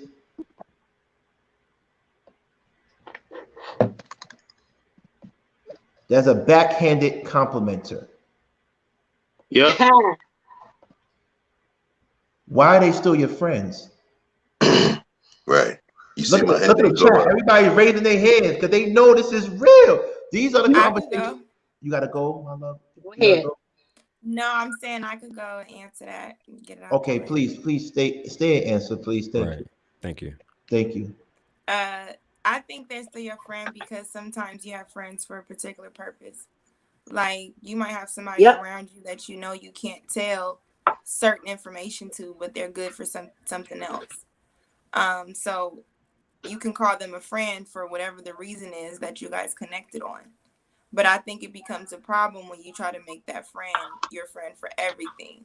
Sometimes that's just your friend for that particular situation. So that's what we were talking about, friend of utility. So you don't have really, you have friends of good or utility. Like I know people that say I can't be a friend if you can't help me out. Is that a good type of friend? Nope. That's not a friendship. Oh, one at a time. You next. I don't think it's a bad thing because let's just say shit got real in your life right now. Right. I don't need you to just hear my problems if you can't help me. You know what I'm saying? You want a friend that's able to help you in whatever situation you're going through. If you're just a friend that I can tell my business to, you're not really a friend. So what determines a friend? When you're going through something, they're there, whether it's relationship, whether it's financial, whether it's business-wise, whether it's violence. I mean, whatever it is, I'm not promoting violence. I do want to say that. I understand, I'm learning. But whatever it is, I'm gonna just say you need them to be there for you, to protect you. You want a friend, so it's like, no, I don't necessarily think that that's a bad thing if they say, I can't. If there's no benefit out of this friendship, I can't be your friend. No, that's somebody protecting themselves and being selective with who they call their friends. We can be acquaintances, but if there's no benefit, it's not really a friendship. So you're saying, let me make this correct before you leave. You seem like a person that has a good sense, a good core to them. How about you? You are the friend that has to pour into everybody else, and you receive from God or whoever you worship, but you pour into everybody. You pour into everybody else. Is it an issue that they can't pour into you? Do you have friends that can't pour into you that's still your friends? I need to hear this. Yeah, I do. Okay. Because I'm a friend to them, that doesn't mean that they're the same type of friend to me. Maybe I enjoy being a friend to them because I can teach them, so that one day, whatever reason we're friends for, it could be conversation, it could be because we collab on certain ideas or things like that. But if I'm more of a friend to you and you're a friend for whatever the reason is, I don't see any problem with that. So I gotta agree with her. I gotta agree with Lucky, man. Me too. And I'll tell you why.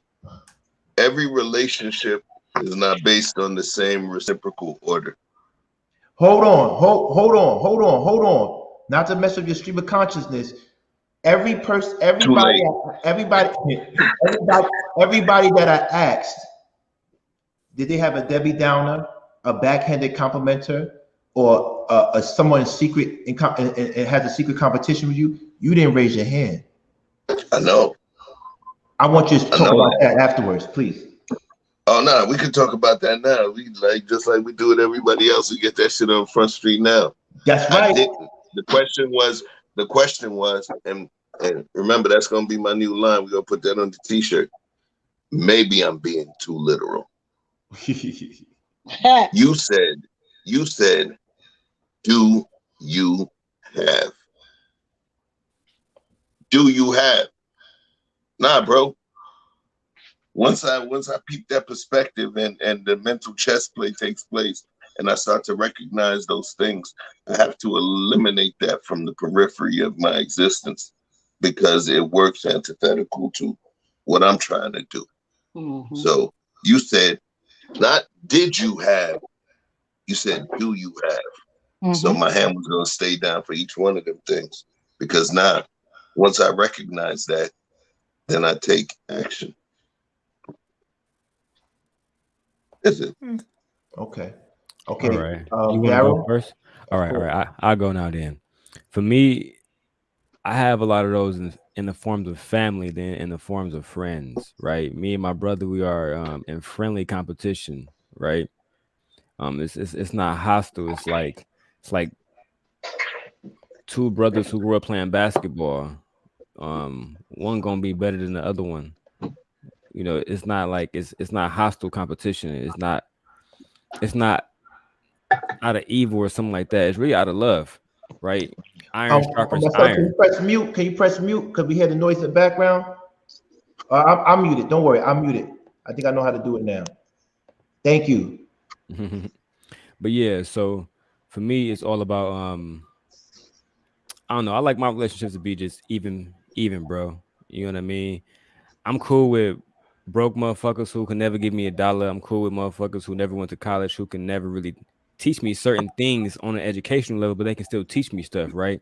Right. Like for example, I know dudes who really into HVACing, et cetera, et cetera. They really like they're trying to bring back trades to like basically local neighborhoods because education in the form of 4-year institutions is some would say it's out of reach for some people, bro. So they focus on HVACing, right?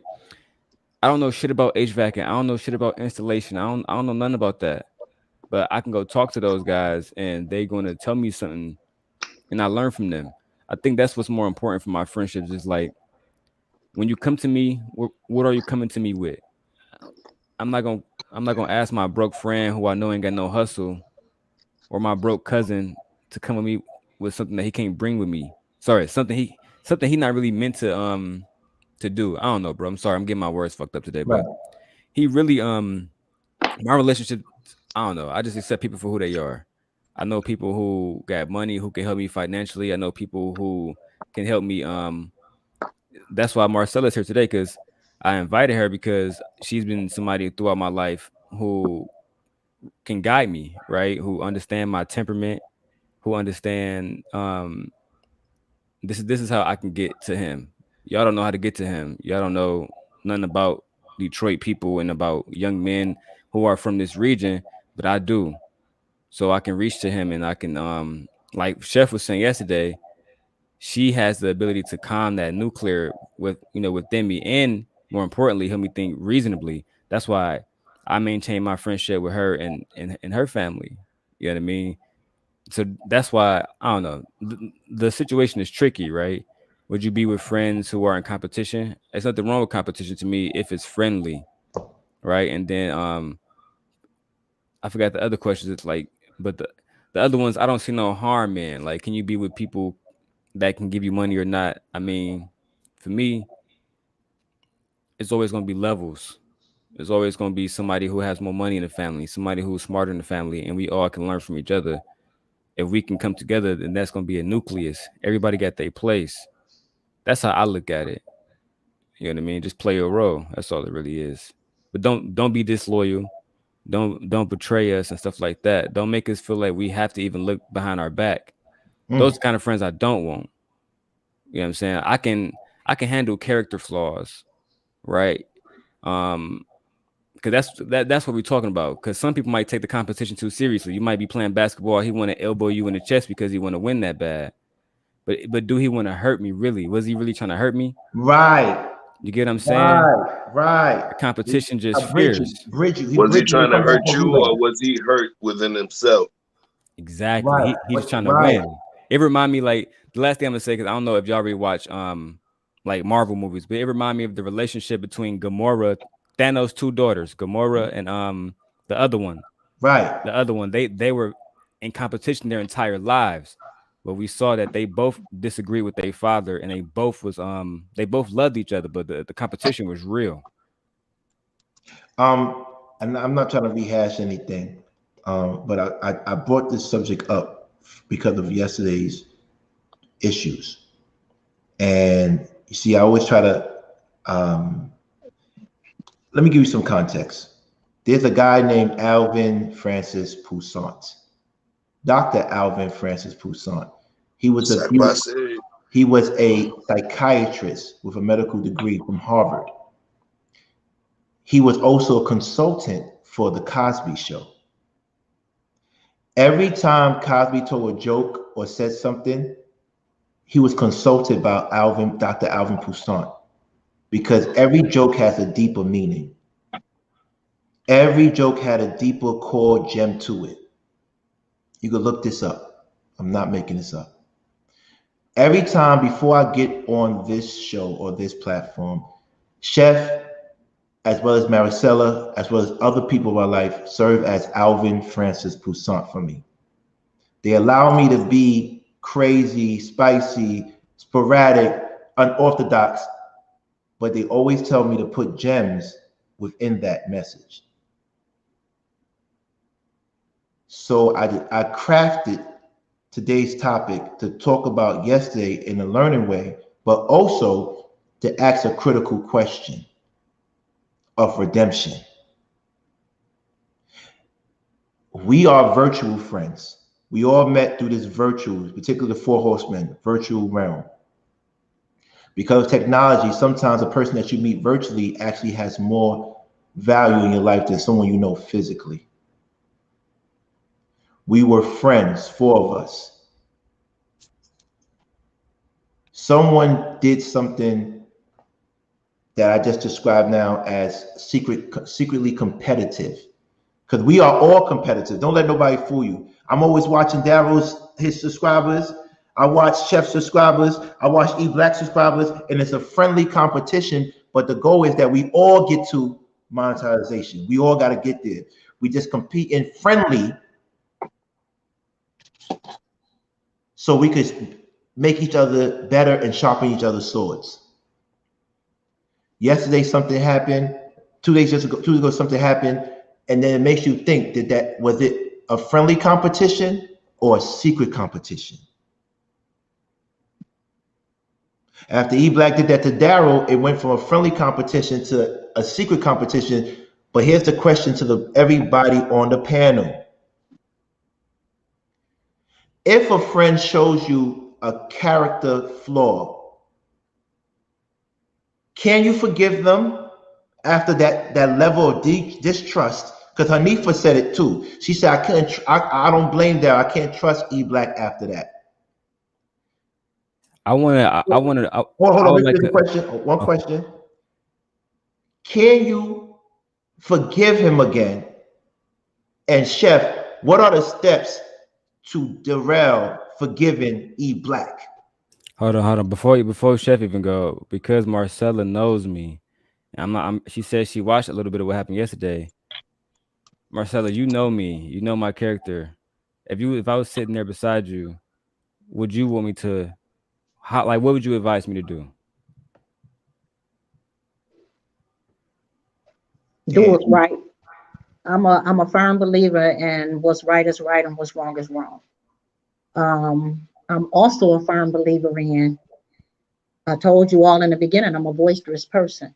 So if you're doing something that wants me to say something to you, I'm going to say something to you. And that's just all the way across the board. I don't care who you are. I don't have a limitation on it. I don't care who you are. If wrong is wrong and right is right. And he has always been that type of young man since the day I met him. He has always been that way, been respectful. I've never seen him be disrespectful to no women, especially to no women. So that's why he is still around in my life. Because if he was anything different, we would not be at all. Because I have a problem with that. And because me growing up in the era of, like I said, to me, it's like a lack of, we had broken families and things like that. So a lot of young men don't know how to be men. A lot of older men don't know how to be men because they were not shown it. You know, they didn't pick up the pieces where they should have picked them up. And as far as friendships, I don't really claim friendships. I associate with people. Forgiveness, I don't have a problem with it because that's something that we must do, and I'm not carrying that garbage. Right. So I will forgive you. And how I deal with you will be to a limited capacity. Don't mean that I won't, because everybody is in your life for a reason, and the reason is to learn some type of lesson. So I want to learn my lesson so I can keep moving. All right, there it is. So the question is, and she answered it greatly, but the question is, can you forgive, and what are the steps to forgiveness with a friend that betrayed you? And I want Chef to say within the construct of Darrell and E Black, because I want them to be friends again. But what are the steps, or is it over? May I speak on that just real quickly? Yeah, yeah. Speak on it quickly, and then we go to Chef. Thank you. Okay, no problem. Listen, I've been dealing with failed relationships my whole life. You know what I'm saying? You know, I'm just keeping 100. My own father failed. You know what I'm saying? He moved out of state, started a new family, and he chose the streets. You know what I'm saying? So I've been dealing with that my whole life. So this is not new for me. And so for me, you know, what I do is that I just keep people on different levels. That's what it taught me to do. You know what I mean? Not everybody's a friend. Not everybody's an associate. Not everybody's a co-worker. Not everybody, and people who are your family can just be related to you. They're not your family. Yeah. So you just got to keep everybody on a different level. And then once somebody show you, once they play their card, believe them. Believe who they are. You know what I'm saying? And then rock with them from that point. And until they earn the right to be on a different level, then they earn that right. Yep. And then you just keep moving forward. But Chef, go ahead, man. I'm not gonna take away from you. Go ahead, brother. Thank you, brother. That was I agree. All right. Wet this whistle real quick. The angle that I'm coming from this is not from an angle of. And Chef, I asked you because you always bring balance to us. You always bring balance to us. So I asked you, what are the steps? Give us some action plans or action tasks to actually get Darrell to forgive E-Black so we could come back together and they could be friends. If that's possible. If it's not, let us know. The same feedback that I would give Darrell is the same feedback that I would give E-Black. But that feedback is not based on what took place within the ring. That feedback is based on what took place within their hearts, specifically. So one, I'm going to say this. I don't want to keep rehashing it because I think I kind of laid it out. We were on for hours and hours yesterday on different platforms.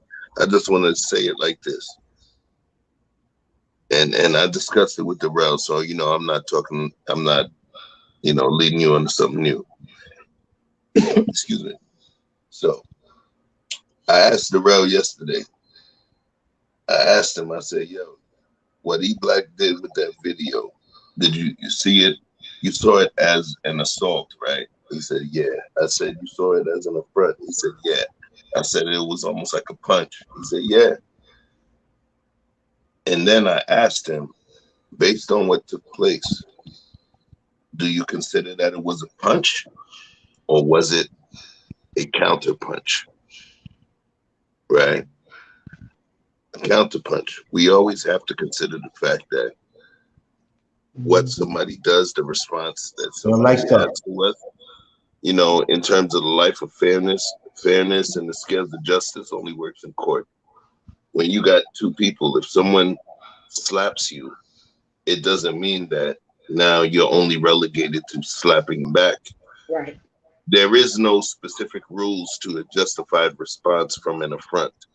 Wow. That means that if you slap me, I can fucking destroy you. There is no fairness when it comes to that. So what I'm saying is this, and I'm going to say the other piece. You led him into an ambush, my dude. You know that. I know that. I disagree. Let me say this. I'm going to take out the conjecture. Wait, hold on. We want to talk about how to be friends again. That's what I want to talk about. Yeah, we all cool. I'm just saying. When I say this, let me pull the conjecture from it. I'm giving you from his perspective. In order for me to be able to build a bridge, I have to recognize what tangible, emotional, and psychological materials each side of the water has so that I can build that bridge, right? So part of the bridge is understanding what he had an issue with as well as what you have an issue with, and I have to speak to them with the same level of enthusiasm. So what I'm saying is that he left from our stream to go to yours. He was never aware of what was going to be facing him and the level of accountability you were attempting to deliver to him on that stream. So when I say that, he felt like he was walking into an ambush. All right. And then after that, he responded with a video. So now I'm going to take both of these pieces, and this is the coaching that I'll give to both of y'all. I already told E Black his piece. Bro, I'm talking about not what happened in the ring, what happened in your heart. You picked up your man and dropped him off to the police. You went and picked up your immigrant Mexican friend whose papers are not right, and you told him, let's go have a drink, and you dropped them off at La Migra. You dropped them off at ICE, money. And you have to, within your heart, you have to think about what that was. You psychologically on the street side, you led a lamb to slaughter, right? That's one piece. What that man did, he went and pulled the tape. He pulled the tape, and that tape was something that he had been sitting on for a certain amount of time, bro. Nasty work. Nasty work. Laced it, right? Nasty work, okay? Where I said that it's like instead of you and your neighbor going fighting in the backyard or in the front shooting the fade, he drops a grenade in your mailbox or sends dirty pictures of you and your side chick to your wife. Or this kind of stuff. It's like they talk about sneak thieves, and this is the kind of passive aggressive stuff where like the people that go and slit your throat in your sleep, or the people that will go poison your food.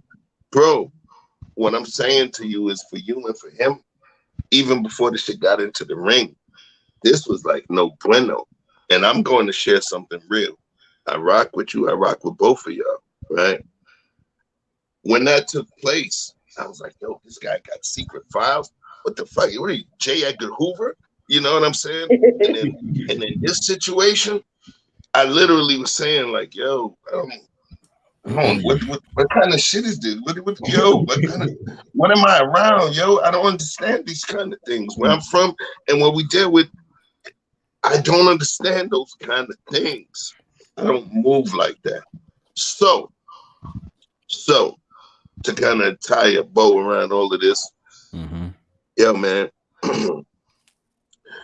Both of you gentlemen have had issues and have some particular issues, but the issues that I'm speaking on, they circumvent just you and him in the ring.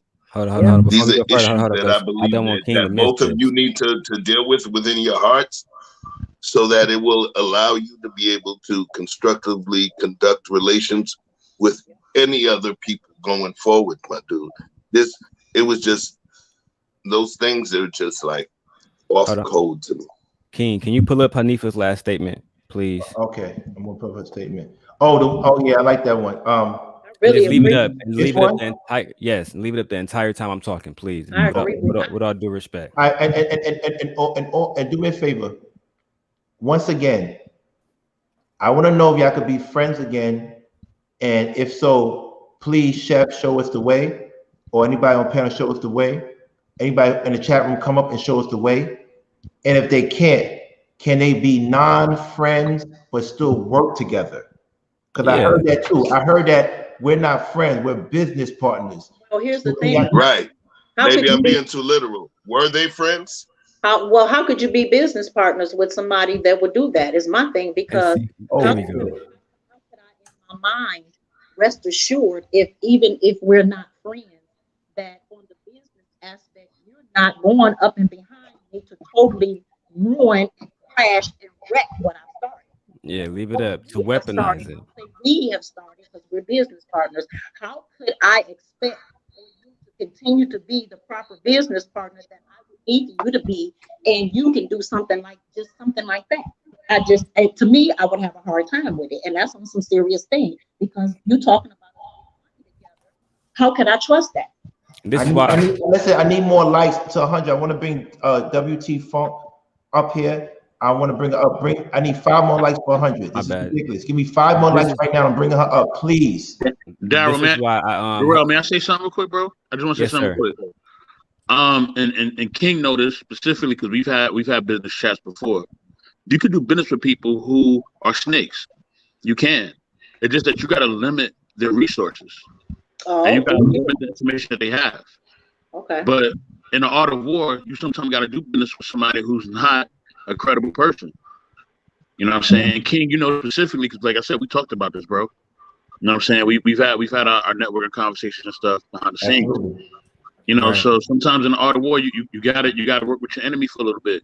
Yeah, until, you're right about that. until you can part ways. And when you Let me- part ways, you definitely part ways completely. say- If you know they can't be trusted. But Shout out Darrell, to go ahead, Keisha. man.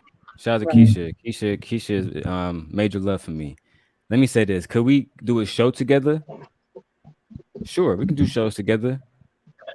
Could we be friends and business partners? Absolutely not. Could I trust you ever again? Not until you give me a reason to.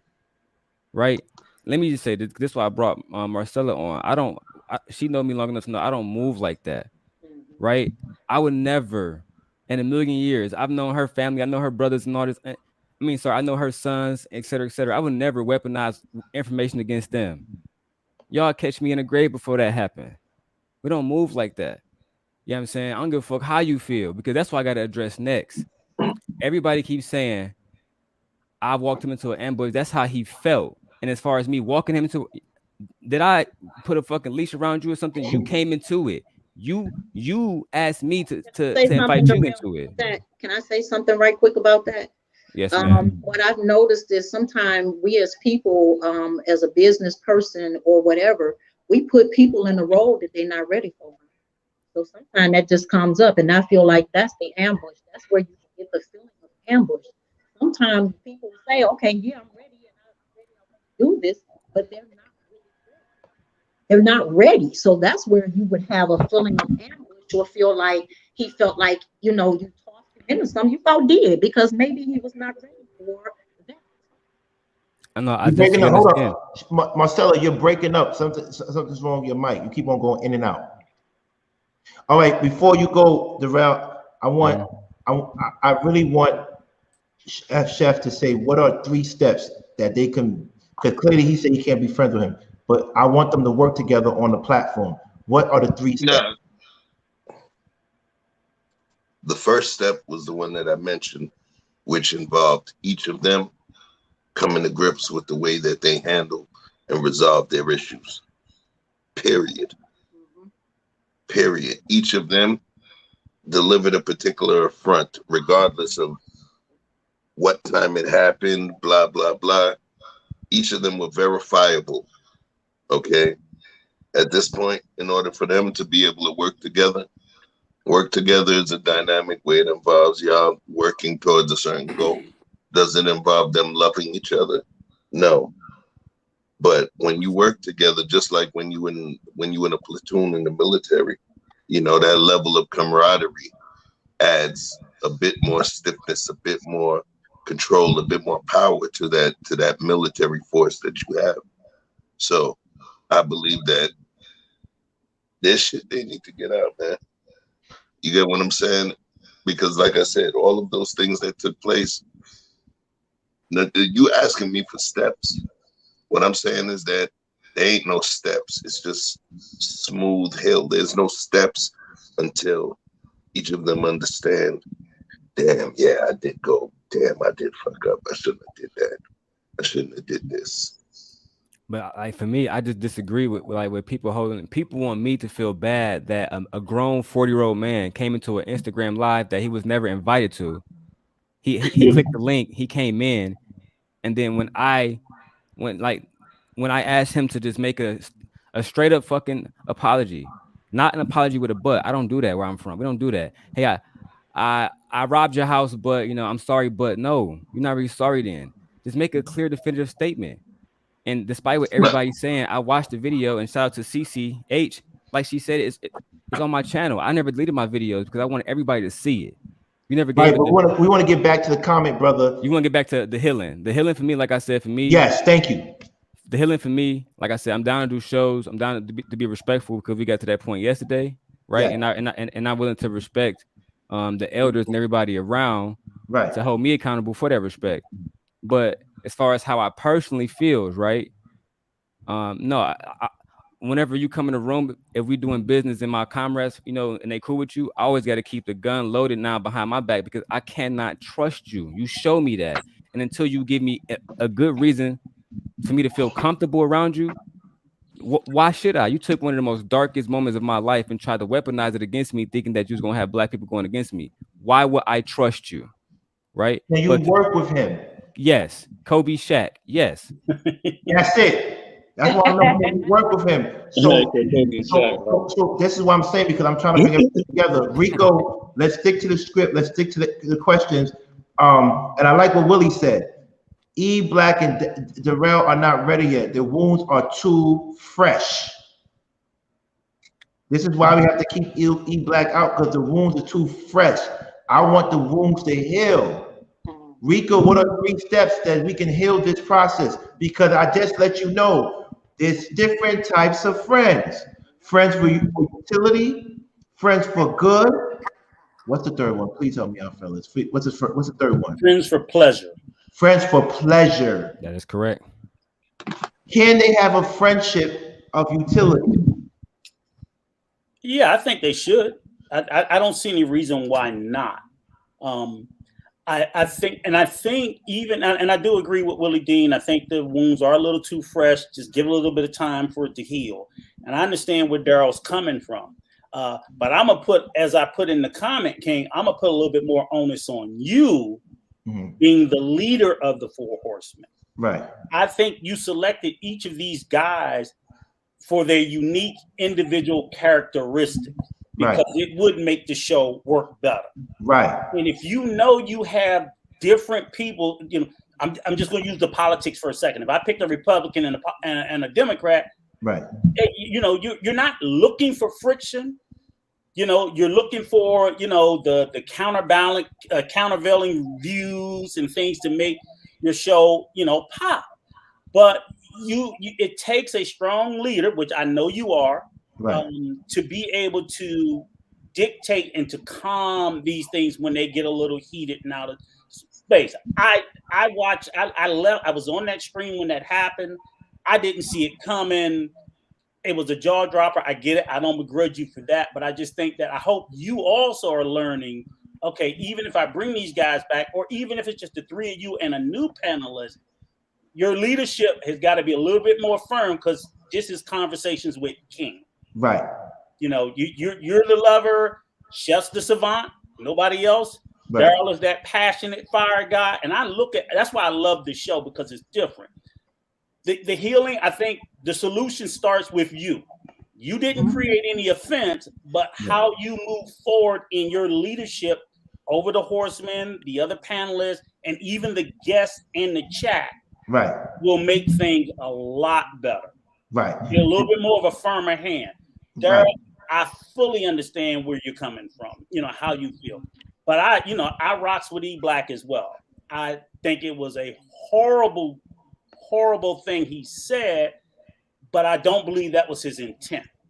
And I have Asian grandchildren, so you know I felt a certain kind of way. No, I think I agree with you on that, Rico. I agree with you on that, Rico. It was the other part. Right, but I'm just saying that's where all of this started. So the statement was never said. Right. We probably wouldn't even be here. No, we wouldn't. It's past that. I agree with you, Rico. I need to step up as a leader. But that would have never happened. So the second part would have never happened. Right. But it did. And I need to step up.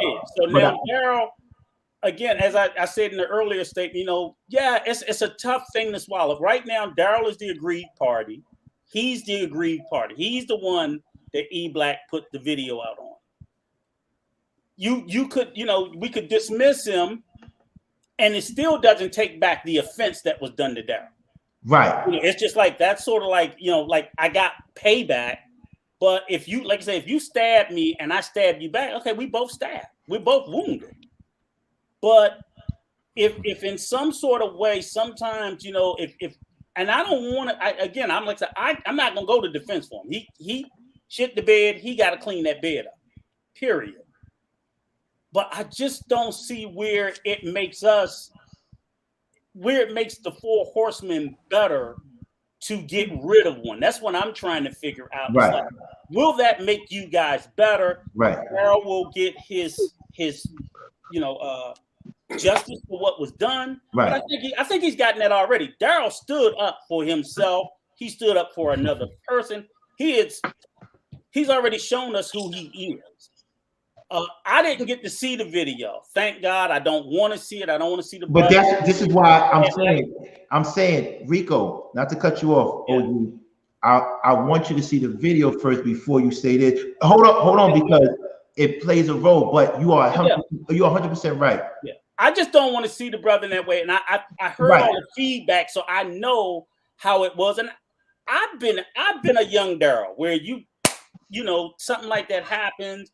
And I just don't want to see where someone took his words out of context and put him in a negative light. And I feel like, that's some snake shit. It just is everywhere. Hold on. Let me say one thing. Yes. And we gotta go to Darryl, and we're gonna go to WH Funk. Did I say it right? WT Funk? Did I say it right? And what the funk is this?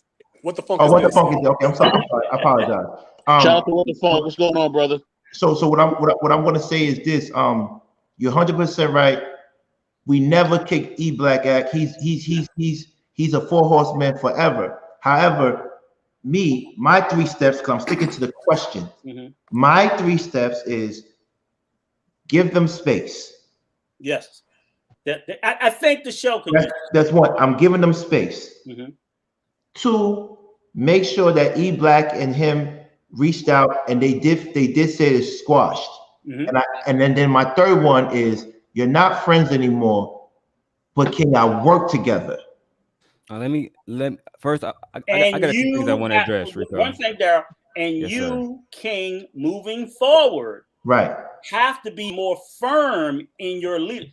You know, not nobody's daddy, but you got to be more firm in the direction. You know what you want this platform to be. Right. When you see little things that just flow, and Chef too, come on, you the savant. I say it because I believe it. If the energy feels off, don't let it go too far and just say, hey, look. And, you know, behind, and I prefer y'all do it off camera. Because then y'all can get greasy and grimy with it. And no, what happens is, for the sake of time, let's move forward with Daryl and what the funk is this. Thank you. Yep. Rico, the problem that I had is the same problem I had with Anton when he came up. That's why when he was trying to say, well, you being disingenuous. No, I'm not, fam. You wanna label my attitude as disingenuous because I'm telling people my attitude is not gonna change on you. What you did is egregious to me.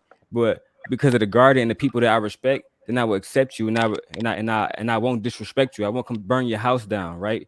Because they asked me to, but we never gonna be the same. And as far as all these different things, it started off where first it was Sharita Daniels. First you keep disrespecting her, but you never brought that up.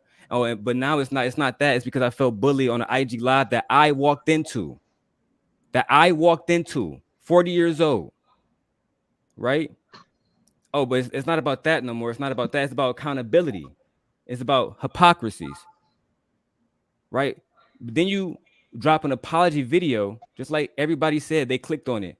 Tina said it. Maricela said it. Terry said it. Oh, so cool. You apologize, but it's not an apology. You're trying to weaponize something against me, like Hanifa said. Do you understand that? So I went from, because this is me, right, Rico? This is my timeline that night. I apologize. We don't condone that. I'm going on my live about to smoke and chill. Never mentioned I'm about to smoke and chill and address what E Black said. I'm about to smoke and chill. E Black came in and I said, I don't condone that. If you're going to be sitting here with me, right, you can't be David Duke sitting in my house, right? And if you are David Duke, I need you to step into my house and say you respect Black people. If you can't, then you got to go. And I don't care if David Duke said, well, Daryl was bullying me when I came over to his house and he wouldn't have a drink with me because yeah. If you feel that way, feel that way, right? That's why I made the Stephen A. Smith point. If we all work for ESPN, Mr. Rico, and Stephen A. Smith said what he said, would ESPN be nice to him about making an apology, or would it be firm? We need you to make a firm apology, no ifs, ands, or buts, right? But when it comes to us, and when it comes to protecting this stage, I was told that I got to be nicer about it. No. And we wasn't on this stage. I was on IG Live on my stage, with all due respect. Okay, and then one more thing. I wanna just say something after I got I'm over it now. I'm over it now. But I don't have no loaded gun for any of y'all because it's nothing but love. Right. The fact that you had that already ready for me showed me that it was never love. You already had it ready to weaponize against me. That means if this was the real streets, I would have been dead. That bullet would have potentially, you meant for that bullet to kill me, fam.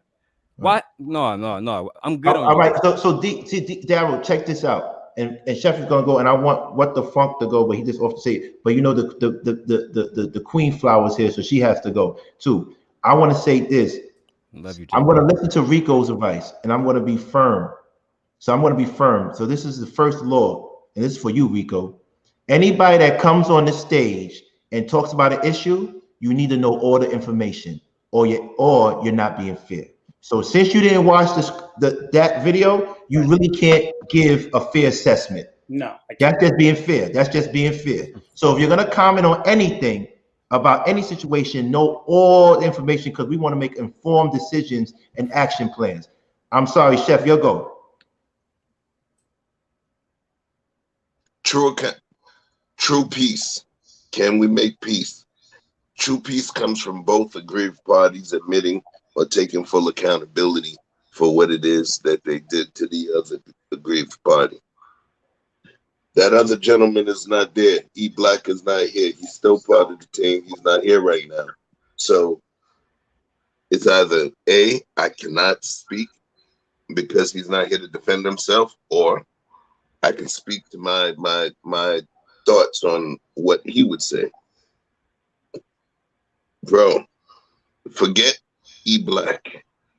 Forget E Black. Let's just talk about our code as men. Our code as gentlemen. Yes, he's a 40-year-old, a 47-year-old man. You could be a 56-year-old man walking with me. If you and I are walking and I see shit on the road, I'm gonna tell you, yo, watch your step. I see a hole, I'm gonna tell you, I'm gonna grab your arm like, yo, watch your step. I'm not gonna say he's a 40-something-year-old man. Turn the lights up. We need 100. When we kings and we building as kings and we're communing on this beautiful ecosystem, that's not how we're moving. We try to strengthen the others. What I'm saying to you is I come back to it. If you're going to be fully genuine within the situation, my dude, yes, he joined your live, however it happened. This is somebody that you do business with. And in terms of the way that it looked like you walked him into an ambush. Somebody else, okay, but not you. And for you and the people that follow you and rock with you too, I sincerely believe that you also have to take accountability. Like, yeah, he didn't know. He didn't know that he was about to be on trial, bro. He was about to be on trial. Should he have ever had that? No, because what's crazy is he had that recording from even before you, me, King, wherever a part of, King or myself, wherever a part of this YouTube ecosystem. So he was holding on to that, kind of like a dude in jail that makes sure he has himself a little shiv just in case somebody tries to come and mess with him. That's what it was.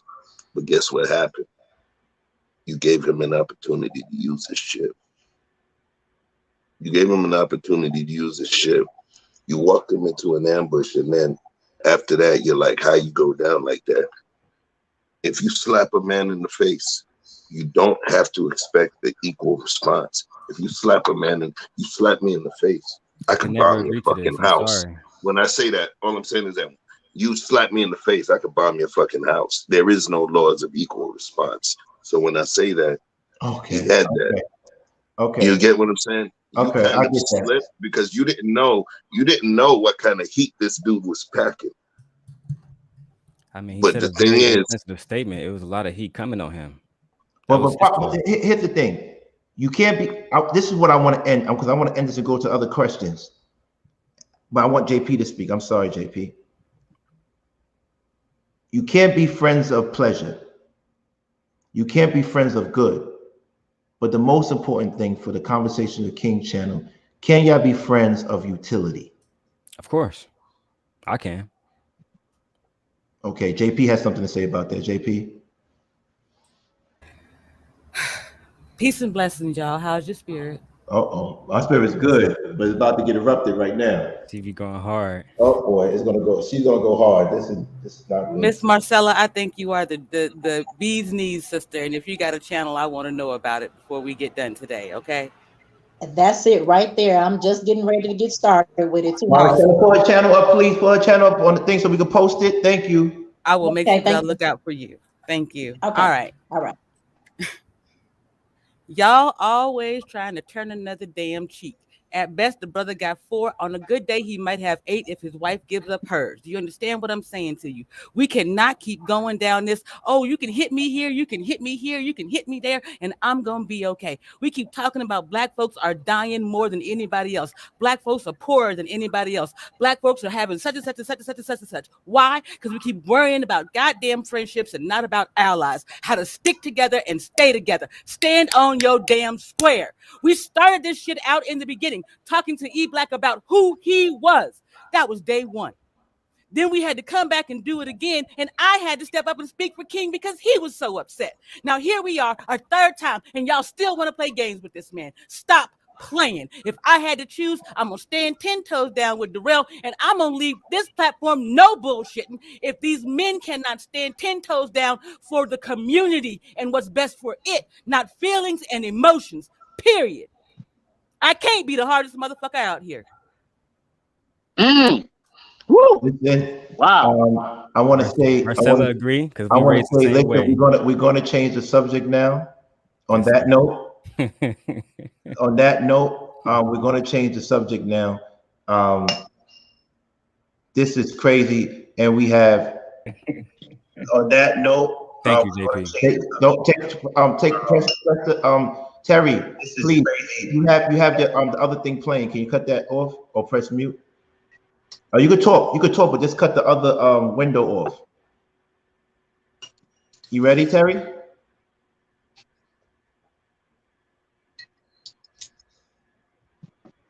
Hello? Hello. Can you hear me? Hey, Terry. We miss you. Welcome back. Welcome back. Hello, everybody in the panel. Before anything further, I just want to let you know I've been watching everything on the backside and understand what's going on. So I have other stuff that it takes my attendance. So I just wanted to say what I want to say, and I might have to leave the panel. Okay. But if you can bear with me, first of all, I just want to say thank you, and you all are my blessing. Thank you for King to invite me to this platform. Honestly, I had no idea what I was getting into, except that I do have a voice in this platform. And if I am invited, I'm continue to joining this platform to speak up my opinions with a mindful attitude. And thank you for Chef and Maricela and Kelly for investing your precious time on me to solve any conflicts, misunderstandings, and for being the ear for me. And then thank you for E-Black for making that mistake. Because all of us gained a very special lesson on this instant. That's how I look at it. His behavior was not aligned with me. However, I learned a very hard lesson on this instant. For that, I am very grateful for that he made a mistake. That is a lesson that we can take from rather than constantly questioning it. Yes, he's a character is in question, but same token, let me ask you, any of you, have you acted out of your own character? I have. And if you give me an opportunity to make up for it so that I can earn your trust and respect, I will do so. And I would like to believe that E-Black will do that. And then only I can do is I do not know what this journey might take, but I think it's fair to give him opportunity. And the first thing I did after the episode, I DM E-Black to make sure that he was okay. Because it was not from hate. I knew that. So after that, his action might be out of his emotional distress. However, we all have act out of our characters. and then hold on, let me think. And then I really thank you for everybody in comes in the panel, and then including the people in chat room. Some of them disagree with me, some of them has agreed with me, so and so forth. For me, it was amazing learning experience. That's how I look at it. I think this is a human experience. I don't look at any of you in uh, your race. I don't looking at that way, even though it is by society that your community going through the struggles. I look at your characters. I look at your intent. I think we need to start from there. We all have our own struggles. We cannot compare. Your struggle is worse than mine. My struggle is worse than yours. Everybody has our own trauma and struggles. So I just wanted to say, I can't wait to see Ebola come onto the panel. And I am really grateful. And I want you to also understand one thing. Imagine moving forward, whether D or E, both of them are on microscope. That has its own pressure that they have to endure. When you make mistake, aren't they looking at you more intently? Instead of waiting for them to make mistakes to happen, I think it's our responsibility, if we are really genuine about growth, to guide them to do the right things or proper things. As a friend, as a colleague, as a brother, as a sister, as a mother, I think that's what I gained from this at this instant. And it took me a while. Don't get me wrong. As I said it before, I'm a very emotional person, but for me to come here, I had to run 10 miles, think through. And I just wanted to share that with you. And I really, E-Black, please come to the panel, and I hope we can all help your journey to grow together on this journey. And thank you. Thank you so much. Can we? Who has their stuff on? Can we cut that off real quick? All right. So what I want to say, I actually agree with what Hanifa said, and basically, I agree with both Cherry and JP. I know that sounds weird, but I agree with both of them. I agree with JP in the fact that we are in a community. Transgression should not be forgiven, especially if it happens multiple times. That's militant. But I believe in what Terry says, because we all have made mistakes. Me coming home from the feds, I made a mistake, and the judge showed me some grace. That's why I didn't get 5 years. I got a year and a day. So it's hard for me to choose, but what I'm going to say is this. I said to E-Black, if you watch a couple of shows behind, I said, you're going to betray me before I get 1,000, 3 times before I get 1,000 subscribers. I said that. This is the second time. E-Black could come on the show. He could do whatever he wants. He could come on the show because the people that he offended, Maricela, Terry, and Darrell, said they accept his apology. He could come on the show, but to respect the militant structure of JP, you better stop threatening me. You leaving. You better stop that. Don't play with me. But to respect that, if he messes up again, he can't be back on that level. Is that fair? Is that fair? So E-Black can come back tomorrow. We're gonna keep him on for a week, but he could come back tomorrow. But if he messes up one more time at that level, but I know the prophecy is going to be fulfilled. He will betray me before 1,000 subscribers. I'm telling you. JP, let me just say this, because I'm one of those people. I used to be a 5%er. I'm an empath. I believe in numerology. So let's talk about the law of 3. Woo! Okay? Yes. This is the 3rd time, baby. You seem to not understand that you and your platform are the same thing. If he disrupts your platform, he disrupts you. This is your community, your garden, your space. So if 3 times now you've had to deal with this situation, This is why I have all the smoke, so that we can address, I think it's J something or other. Because he said that I should behave more like just a guy who gives an A, okay? I should behave more like Terry. I need you all to understand that every other time I have been up here with E Black, I have been more like Terry. I've given him grace. I said, brother, we don't understand why you would go over to that platform and do that thing when we're willing to put you center stage and let you shine. Now, I believe it was Sister Marcella who said, this brother may not be ready for this thing. He may be insecure. I'm going to tell y'all, I'm going to give you my accountability point. I was willing to make him simply the pawn in this shit and say that it was the other network entirely, that the dude in the pink suit over there was the one that was causing it. I had to check myself. This man's own insecurities may have caused him to drop a bomb right in the middle of your platform while Terry was there, while you were having a conversation that could grow your platform to a tremendous space or take it down in flames. Damn. All right? You're not looking at this as your house. This is not just a place where you invite people to kick it. This is your house. It is your community. It's your job to protect it. You gave him every opportunity. You brought in voices of wisdom and reason. You did all of the things that you were supposed to do in a relationship, in a space where you actually care about someone. You have the most smoke for the ones that you love. And when they fail you, you have to put them away from you until they show you that they are anything else. You don't fight for them until they show you that they are anything else, because otherwise they feel they can always come home.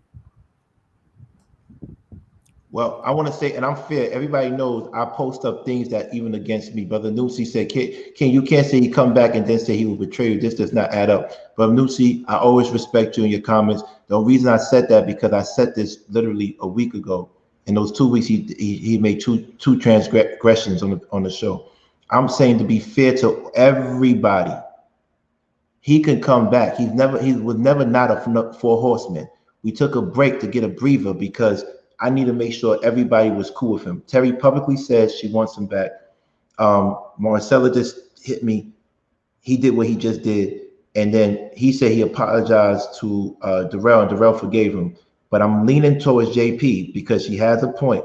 We got to protect the culture of this place. This is why I said the fairest thing I can do is he can come back as soon as tomorrow. However, if he messes up under the watch of JP, if you see that he messed up, then he knows what it is. But you can't be a stickler. You have to be fair. You know, okay. Hold on, JP, if you don't mind, just for a second. The reason why I brought Marcella into the conversation, because more than anybody else on this panel, she knows me since I was a young boy. Right. She's known me since I was in middle school, while I was maturing and everything. Marcella, have I ever been the one to disrespect Black women, whether I was angry or not? Stop. I don't want you to address it anymore. Marcella, you either. We're going to deal with it right now. Because here's the deal. He used it as a bomb against this community. Do you not understand that? He found those words specifically coming out of that man's mouth to make every Black woman in here go against that man. It was warfare. Somebody said 3 months is not old. And hold on. I just want to add this context too. I just want to add this context, JP, because this is the context nobody has mentioned once. My motherfucking daughter was taken from me. So, whether it was 3 months ago, I don't give a fuck. My daughter was taken away from me. Now, hold on. That's my act. I know. That's no disrespect, King, but let me just say this, because if y'all feel that way, then let me go take one of y'all child for a few months, not call you, not tell you shit that's going on with your child, and I want you to handle it with complete grace. But I can't move like that. And I damn near feel disrespectful that if this would be different if we talking about Pokemon cards or a PlayStation. This is my child. Me, Black, wasn't fighting for my child. Nobody was but me. I paid $4,000 in 1 month to get her back. Still didn't get her back until I had to fight, literally, until I called the sheriff of South Haven, Mississippi, Thomas Sheriff, and said, I'm going to come down and burn your town down if I don't get my baby back. And then he started working with me. That's a true fact. So you take my anger after all of that, and then you try to, like JP said, weaponize it against Black women. That I cannot accept that, because if you really loved me like JP loved me, like Marcella loved me, you would say he was wrong about what he said, but understand the context behind it. Right. That's the problem. Right. But here's the thing. You're 100% right. But that thing was before Conversations of Kings. So that shouldn't be put in the pool. That was before, but he brought it to now, right? Yes, sir. I understand that. But what we're going to do is he's allowed back as soon as tomorrow. But this is what I'm saying. If he transgress again in this community, he's gone. And we don't want, and when he comes back, we should not bring it up again. Yep. We can't keep on bombarding him with this shit. Like, because that's like me, everybody saying, if I'm outside, oh, you're a felony, you can't get a job. You're a felon, you can't do this. You're a felony. I don't want to hear that, right? Look at it this way. If you had a open wound and you went to the hospital and got stitches put in it to close it up, right? They do that so that it can heal. But if you go out and you reopen the wound, it's never going to heal. So keep bringing it up. It's doing the same thing as busting the stitches open. It's never going to heal. That's what I'm saying. So bottom line, he will be back as soon as he wants to be back, and he's allowed back. However, if he messes up again, it's over. And that goes for every one of us. If we mess up to that degree, then we all should go. And that's it. So, King, should you? I just want to say thanks to Hanifa for understanding the context. Right. She just talked about. Thank you, Hanifa. Thank you for understanding the context and not being offended, because you understand I'm not talking about you. And even at the end of that video, I said, I feel this way about these women who are doing these things. I literally said that. No, you said that, but we know I said it on your platform. It was manipulative. I said it. No doubt. If we're going to bring him back, this is what I do. I'm bringing him back because people want him. A lot of people say they want him back, right? When I bring him back and then he does it the third time, I have to let the prophecy be fulfilled. Okay, I want to ask you all to respect something else, since y'all about respecting Asians and y'all about respecting Black women. Could you all please respect the Black community and not drop off the N-bomb anymore? You're all capable of not using it. Make it a standard on the platform is what I'm asking for. Not saying that it's not going. Make it a standard. There'll be no B words. There'll be no N words. There will be no references to other cultures by anything than what they are. Full stop. Right. And so what I would say is I don't use the N word. I got caught one time using the B word here, and I corrected myself immediately. And I remember Darrell said the B word once, and I corrected him. He said he was humble enough to say, "You know what? You're right, Mo King. You're right, King." So I'm saying to you, I can't control someone's mouth. And here we don't censor people. If they say it, I could just only control myself, right? If they say, like, listen, JP, we have to scaffold this. What you're asking for is in due time, but let's work on the first issue. Let's take our time. If someone says it, I'm going to step up. If someone says those words, I'm going to step up like, hey, chill. But I can't kick them out. That's fine. I can accept that, but I need you to have a standard. You're not going to go out here and fight for all these other damn people and not fight for you and the men here. Absolutely, but the problem with the N word, right? The B word, I definitely. The problem with the N word, I don't think it's a term of endearment, but people were raised to think it was. So they don't look at it like you do. But it's up to us to teach them why it isn't, King. It's well, not here's the thing. Just because. Just 1 second, Marcella. I'm sorry. Just because this dysfunction has become regular does not make it normal. Do you understand? Just because dysfunction is regular every day does not make it normal. Our children have to be in this world, not of it. We have to teach them that. Right. So what's going to happen is, moving forward, I'm still not going to censor people to that degree, because I'm not the censor police. I'm not the word police. I want people to be feel free to say what they say. But if you are on stage and you want to say stop, you can.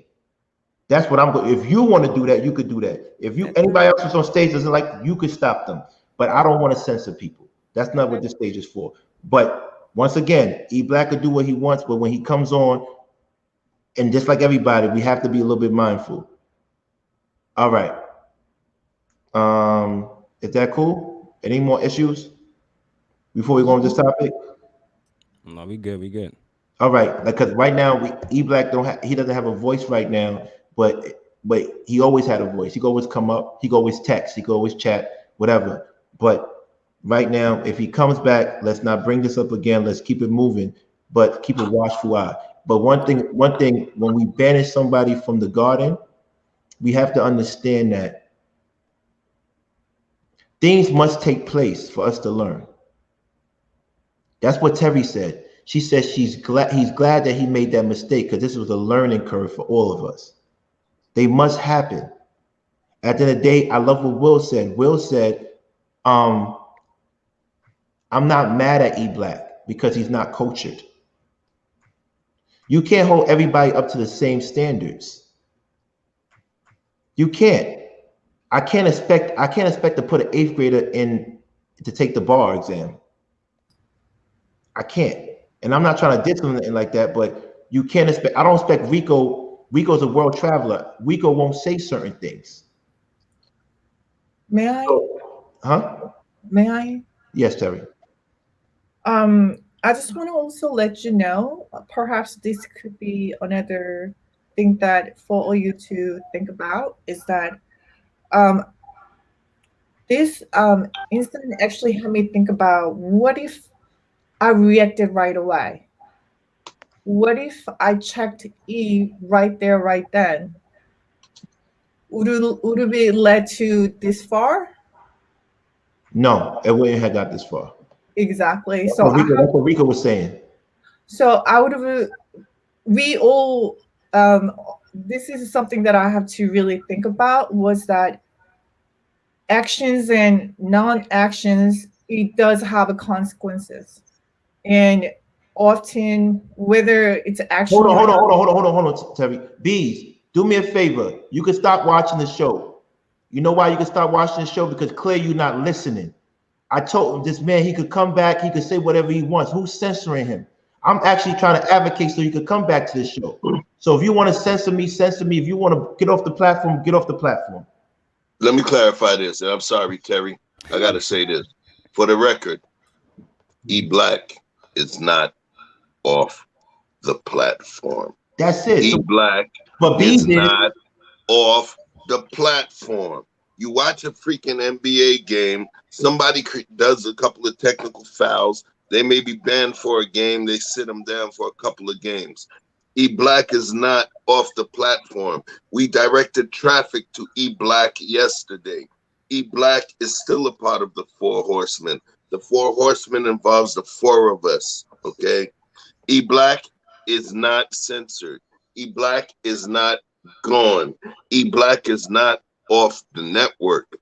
Out of respect for our community garden, not just fucking Decatur, Georgia community garden, not just the one state community garden. We're talking about a global planetary community garden. And out of respect for our community garden, what did we do? What did we do? Until the issue was resolved amicably, as well as remorse and accountability delivered, we did not feel appropriate as a network or as a group of folks that want to continue providing information and vibing with you. The way that we look and the way that we handle shit in reference to things going on, whether if it's that guy over there or somebody that rocks with us regularly, if you see that we will address certain things with the same level of enthusiasm, then I understand that you should feel safe in this environment. Plain and simple. He's not off the network. He's a part of the network. He just had to sit a couple games out until we got this situated, because you are the garden. And there's people within the garden that potentially felt injured by whatever took place. We're not taking sides on whatever race. That's not what it is. This is a community garden. And once we start thinking at that higher degree of vibration, then we're going to understand the bigger piece. I understand that as a Black man that we've been aggrieved parties. I got choked out by the damn cops. So I understand that personally. I also have an Asian child. When I say Asian, an Indian child from St. Croix, but nonetheless. So I got to understand the fact that with all of these things, my garden is big. There's a lot of people that I touch. There's a lot of people that I know. There's a lot of people. I get paid by a big ass company to train white folks, white executives So at some point in terms of me understanding different things, I got to understand that our garden is more global than just in the backyard, man, straight up and down. So like I said, we're doing this to show all of you within the garden that we don't play that shit. And we're not going to put somebody in your purview until we know they are remorseful. Period. For whatever you feel aggrieved about. And B's, you can We're doing that for you. We're doing that for you, for JP, for Hanifa, for my yacht, for Keisha, for Farida, for all of the flowers within this garden. Unfortunately, there's going to be things that we have to do to meter out justice in order to keep this as a safe environment and a safe ecosystem. And the only thing that I could pray is for your understanding, because guess what? I will do that shit for you. That's the point where I'm coming from. He's still our bro. I still need his help. I still will rock with him. Okay? But in respect for this thing here that we're creating that seems more, it's like godly, like goosebump shit.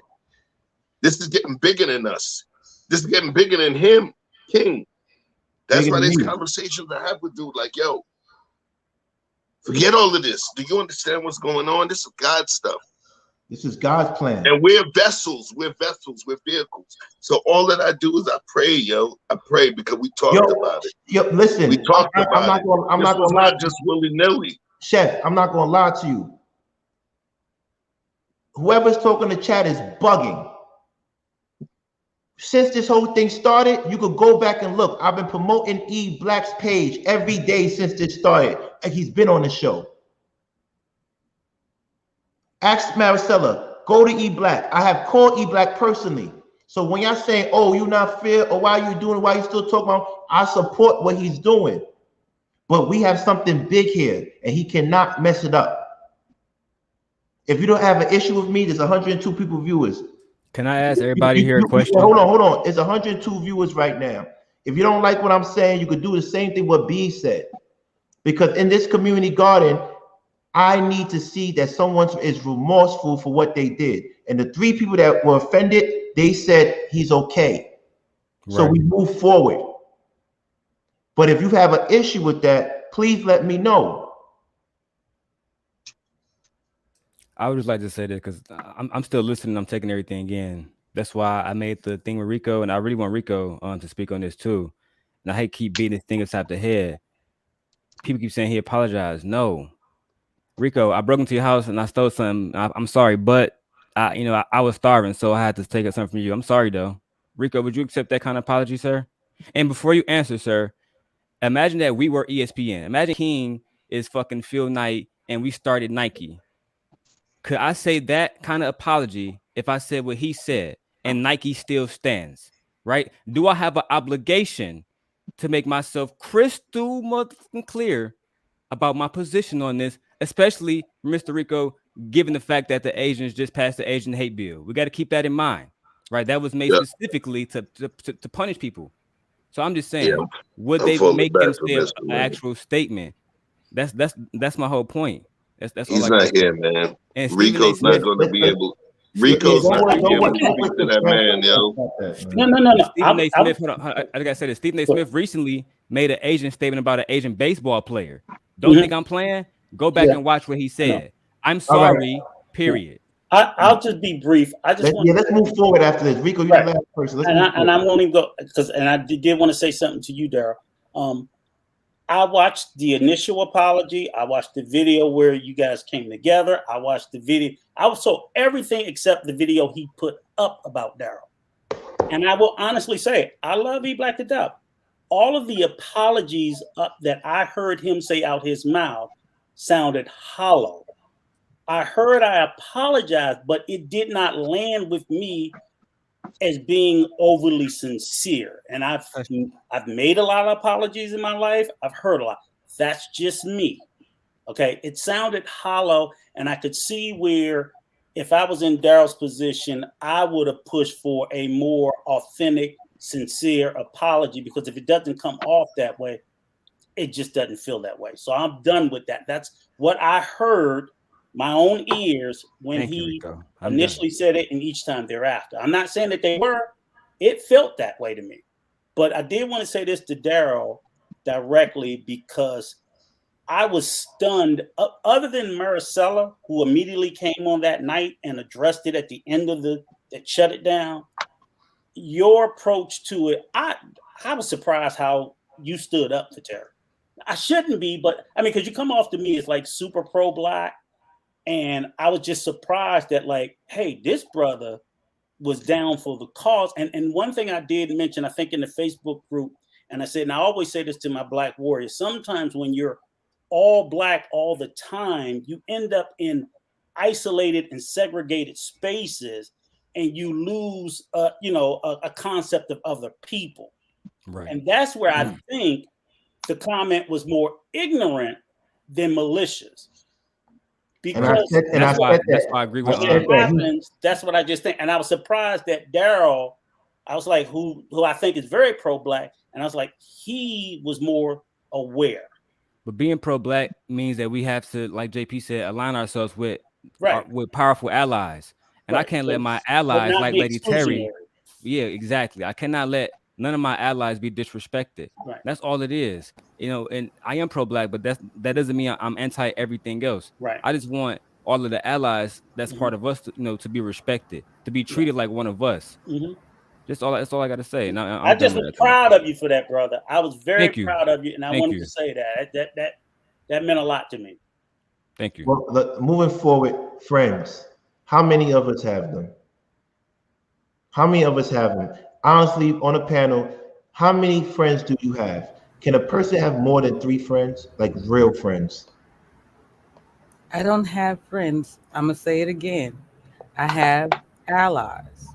I look strictly for people who can move positively in my life, either to provide positivity to my spirit, help me figure out how to grow financially, whatever it is.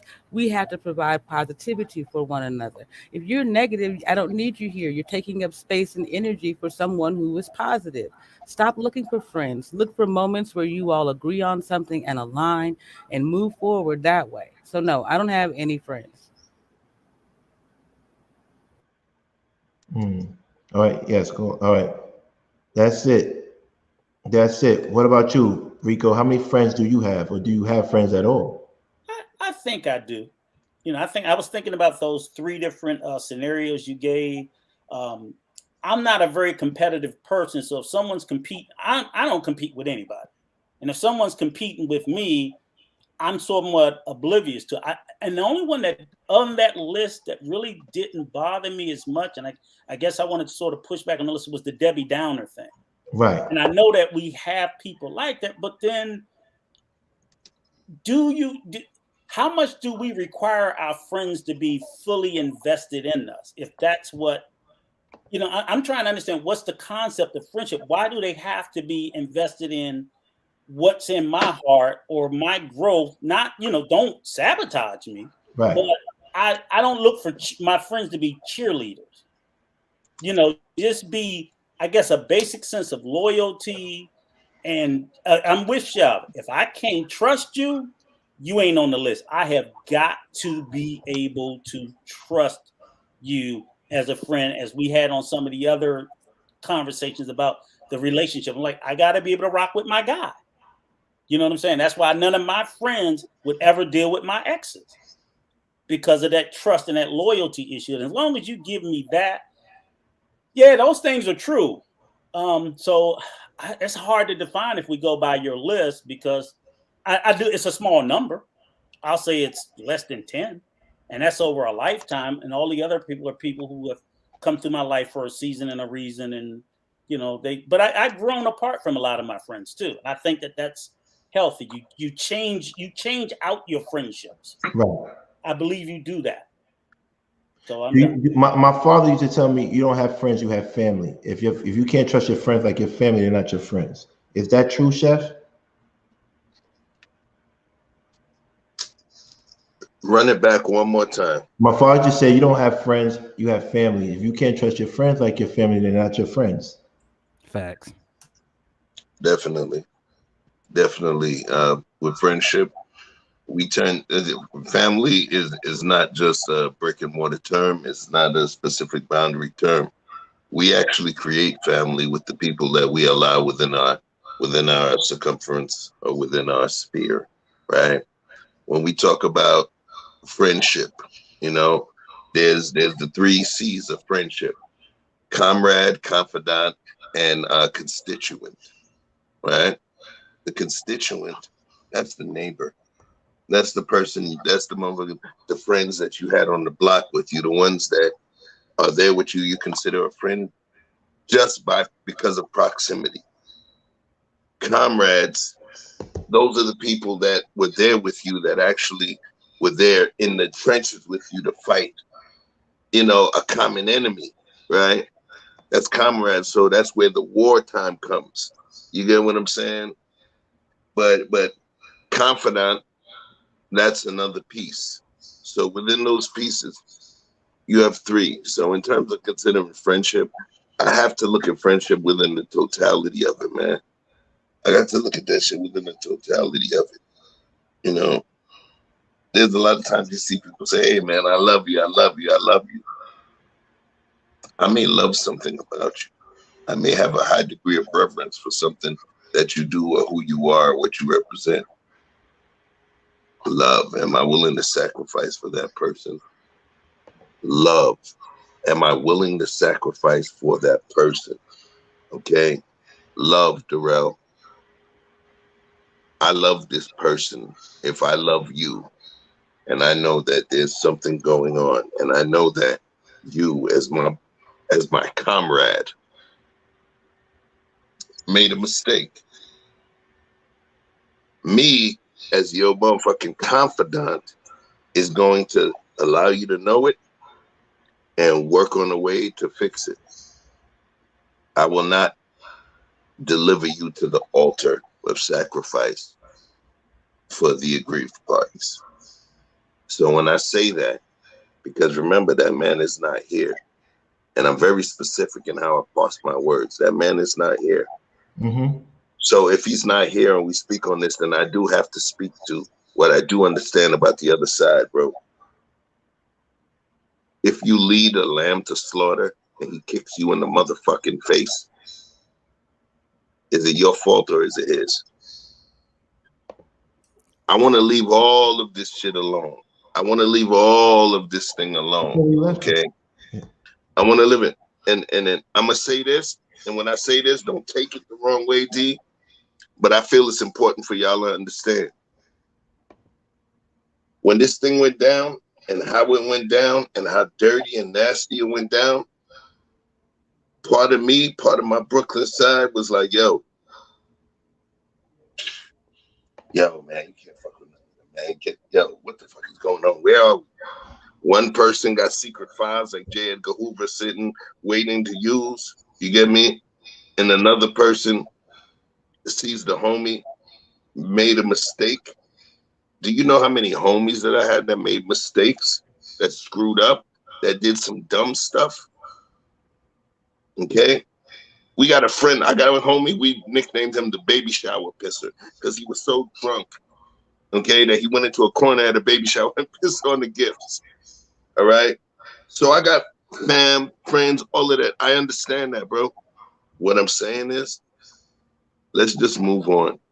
In order to create peace, part of it is recognizing what we've all done to make it go forward. I don't want to talk about this shit no more, man. I really, really don't, man. We got a platform that's moved into something else, man. Right. That's So why maybe I bent the corner with this, but man, right. I don't want to talk about this shit no more, bro. Really. That's why I said, so friends, do we need friends? At this age, yes, Marcelo, the question, please. May I chime in? Yeah, you come in, Terry. Okay. Friends, it's about the question, because I don't want to keep on going back to this. No, that's not, yeah, friends. Okay, thank you. Well, I want you to, I'm looking at it in every friendship or relationship in my life, looking at it as a purpose for me to learn and self-reflect. If they cause me pain, What have I caused? Is there misunderstanding? Is there any lack of any of my skills there is to it? This might come across very hard, but when I went through some relationship What I problems, told you. I'm sorry. I'm sorry. Pardon? No, I was talking to Chef. Somebody put something. I'm sorry. When I went through the some relationship problems, I consulted with my mother, and she told me this, and it was very harsh. It was very harsh, but he made me look into myself, and then that's how I start to looking at my relationships and friendships differently. And I hear echo. Marcella, you gotta press. My mom told me this: pile of shit attracts flies, and flowers attract bees. And when she told me that, I was hurt. My ego was broken. My pride was broken, and I was questioning, are you telling me that I'm a pile of shit? But she elaborated her experience, life experience throughout her relationships, friendships, and so on and so forth.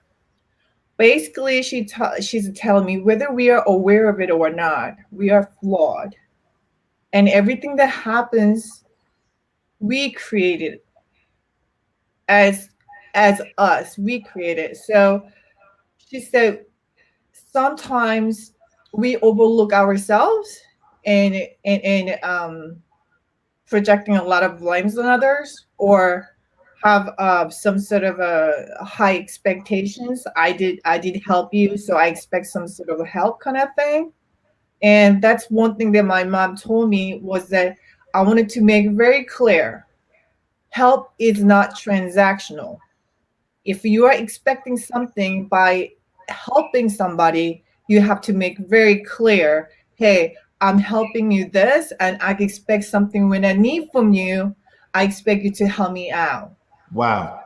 So those things are very important. Even financial wise, my family dynamics are different. If I'm asking to lend me money, that has to be paid back. If my mom is just giving me as a gift, I don't need to pay back. We are very clear of boundaries. I think that's where often we are lack of communicating what our boundaries are, and assuming and expecting something else. I think that's why we have a lot of conflicts in either friendships or relationships. Okay, see, this is a That's good a point. lack of discipline. Hello? No, I'm just saying she was speaking to a lack of discipline within Right. interpersonal relationships. Okay, so now we're gonna talk about what, and I'm glad it's a great segue to one of my deep thought-provoking questions: friends and money. And this is what Terry is talking about. If your friend is in need and you give them money, do you expect it back? Even if hold on. Even if they say to you, loan me some money, because I want to make something very, very, very clear here. My father says when you give money out, the safest way to think about it is that you're not going to get it back. Whether it's a loan or a gift, just always assume you're not going to get it back. It will save you all the heartache in the world. So to the question to the panel in the chat room, the very disruptive chat room, but the greatest chat room in the whole wild YouTube world. When it comes to money, anything under $100, does your friend have to pay you back? Well, that's a great topic. And I agree with your father 100%. Any money up to whatever amount I give, it could be $1,000 or $5,000. If I give it out, and of course, if it's that amount, I'm going to hear the word loan. I don't expect it back, but I only give out money I can afford to lose. That's one. Yes. And for anyone who would not repay me a substantial amount of money that I gave them, I consider that a valuable lesson I learned. And the list of people that I would even give money to is a small amount. We're not talking about it's my sons, very close family members. You assess in your head several parameters. What's their ability to pay back? What, even though I don't go into the details, I'm like, what's the purpose of the money? I'm not going to give you some money for you to go out here and do something really stupid. I'm not going to loan you money to go to the casino. But you get people who ask for money to go gamble. I'm like, no, I ain't giving you no money for that. Only my mom I ever did that for. No, hold on. Does it matter if the person asks you for $200, $500, $150? Do they have to tell you what the money's used for as a friend? Isn't that intrusive? Because you said gambling. That's intrusive. It is. But that's we can put that question up, Maricela. Yeah. So it is. Does the person have to tell you what the money? Does a friend, not a person, right. Does the friend have to tell you what the money's being used for? No. I don't want to know. So I got an echo. Somebody has to YouTube play at the same time. So if that's the case, you have to press mute on that other YouTube page. Press mute. It's gonna be playing so you can see a chat, but you have to cut the mute on. All right. So the question once again: does your friend have to tell you what they're using the money for that you loan them or borrow from? We're gonna go start from the bottom. Marcella, then Terry. No. I go by the rule. I pray about it first, and whatever the amount is, if it's something that I can afford to let go, not get it back, then that's what I do. If it's not, if it's an amount that I choose that I'm saying, okay, say they came and asked me for $5,000 and I know for a fact I'm not going to get the $5,000 back. So what I might decide is, okay, I can't take the L on the $5,000, but I can give you $2,500. So I'll come back with a counter offer and say, I can give you half of what you asked for. I can, and it's still loan, but in my mind, if I'm loaning you this money, I already know that that's the money I might get back and I might not. And what they do with it is up to them. I don't care nothing about that. It's just really, am I going to get it back? And if I feel like in my core that I'm not going to get it back, I give you what I could afford to lose at that time. And that's just that. Okay, Terry. It's the amount that I know that for them a hard time to get it back. Probably just like Marcel, I'll probably do, I'm giving you this money. If you can pay back, great. If not, I understand. And I will leave it at that. But I will not lend out money that will hurt me. I will lend out money that I can afford to help them. So they don't have to tell you what they're using it for? Nope. Okay. He left. I always ask. Wait. Am I feet? Wait 1 second. Let's go around the room. Then you come to you. Okay, brother? Do you mind? Gotcha. Thank you. No, sir. Rico, quick answer. Do they have to tell you? In some circumstances, yes. In most circumstances, no. Okay. JP? I have this feeling I don't loan out money that I can't afford to lose. And I'm also of the mindset, though, the universe's bank account is bigger than any man. So if I'm going to give you this money, then I know that the universe got me covered, right? It's not like, and it's not actually tangible money. Sometimes it's just that if I give you my spirit, if I give you my money, the universe is going to give me back threefold because I was willing to give even when I did not have. And that's the thing. If you only give when you have, you are only going to receive when you have. Okay. Darrell. I'm about to say, yeah, for me, with my people, actually the last person I borrowed money from was Marcella's son, Brandon. And he sent it, he sent me some money. I sent them back the money with interest. So he never asked what I did with it either. And, for me, it was just like, oh, you need this, bro? Here it is. Boom. Give it back to me whenever you can. He never threatened me. He never said, tell me what to do, because we just don't move like that where I'm from. In my circles, they just don't move like that. And I knew to show love back. Let me see you, like, let me give you this back with interest. I'm not gonna give you what you gave me. You gave me, you showing me love right now. You taking out of your mouth to put in my mouth.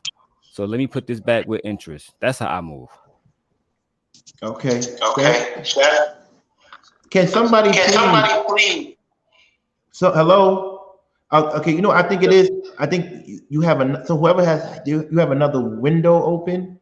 Can you go to that window and either exit out or go to that window and press mute and just press mute on the YouTube screen. Thank you, Chef. Your turn.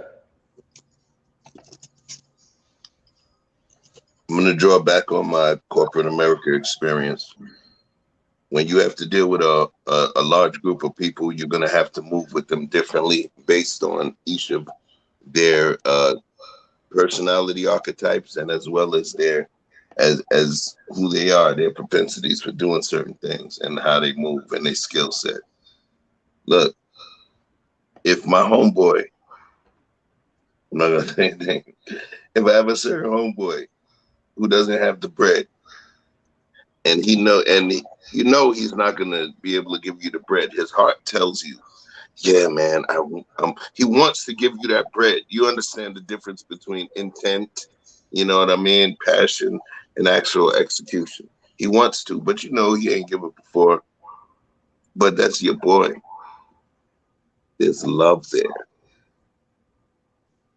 You're gonna want to help him somehow. So one of them was, yeah, he asked for $100.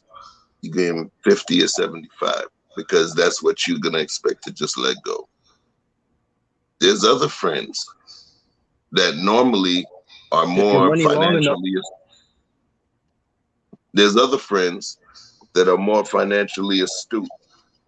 One of my homeboys, he's the one that all the rest of them go and borrow money from, right? Me and him.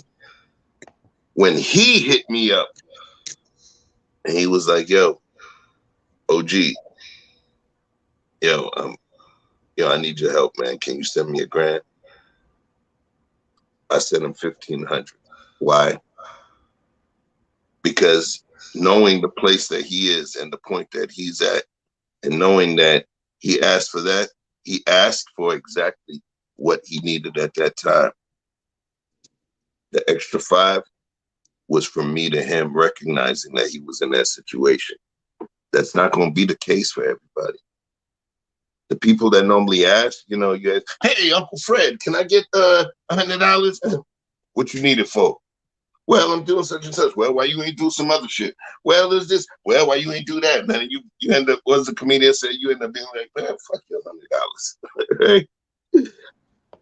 At the end of the day, we know who we passing that money to. It's not just one blanket move that we make. It's about who that person is. The same way as the banks. Who the hell is the borrower? Somebody put in the chat, do the banks ask you what are you borrowing the money for? Hell yeah, they do. That's why there's car loans, there's personal loans, there's mortgage loans. You have to articulate what you want it for. But if it's certain people within my periphery, if I understand them, hell no. I'm not going to ask. And depending who they are, I'm going to, move in a certain way. Yeah, so I want to make something very clear to you. I particularly believe that, you shouldn't ask, you shouldn't worry about what someone is doing with your money if you gave it to them because it's their money now.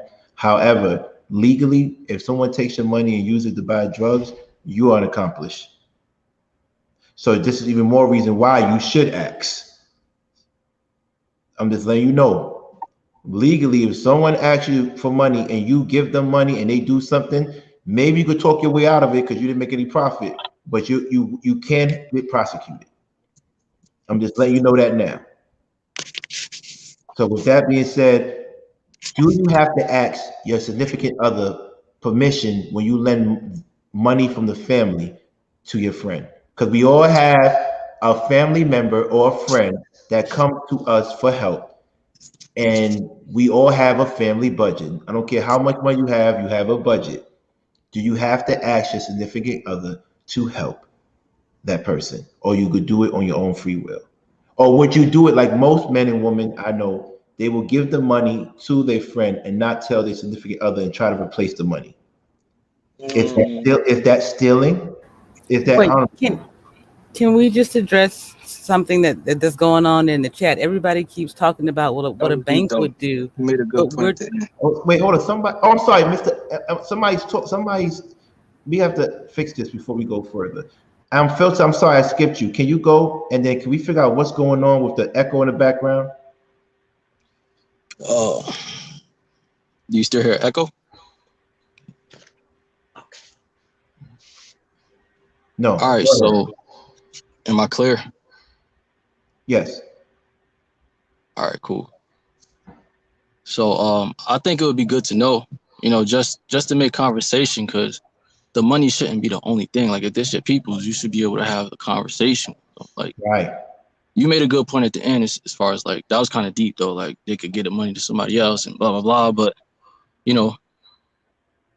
it's just good to know, you know what I'm saying? Just talk. It's like, why can't we talk about that? Like we could go in and out about all these other conversations, but when it comes to money, it's just like some hush hush shit. Like, is this like, what's going on? Like that's suspect. Like this shit should be open. Like if we cool, we cool. Like if you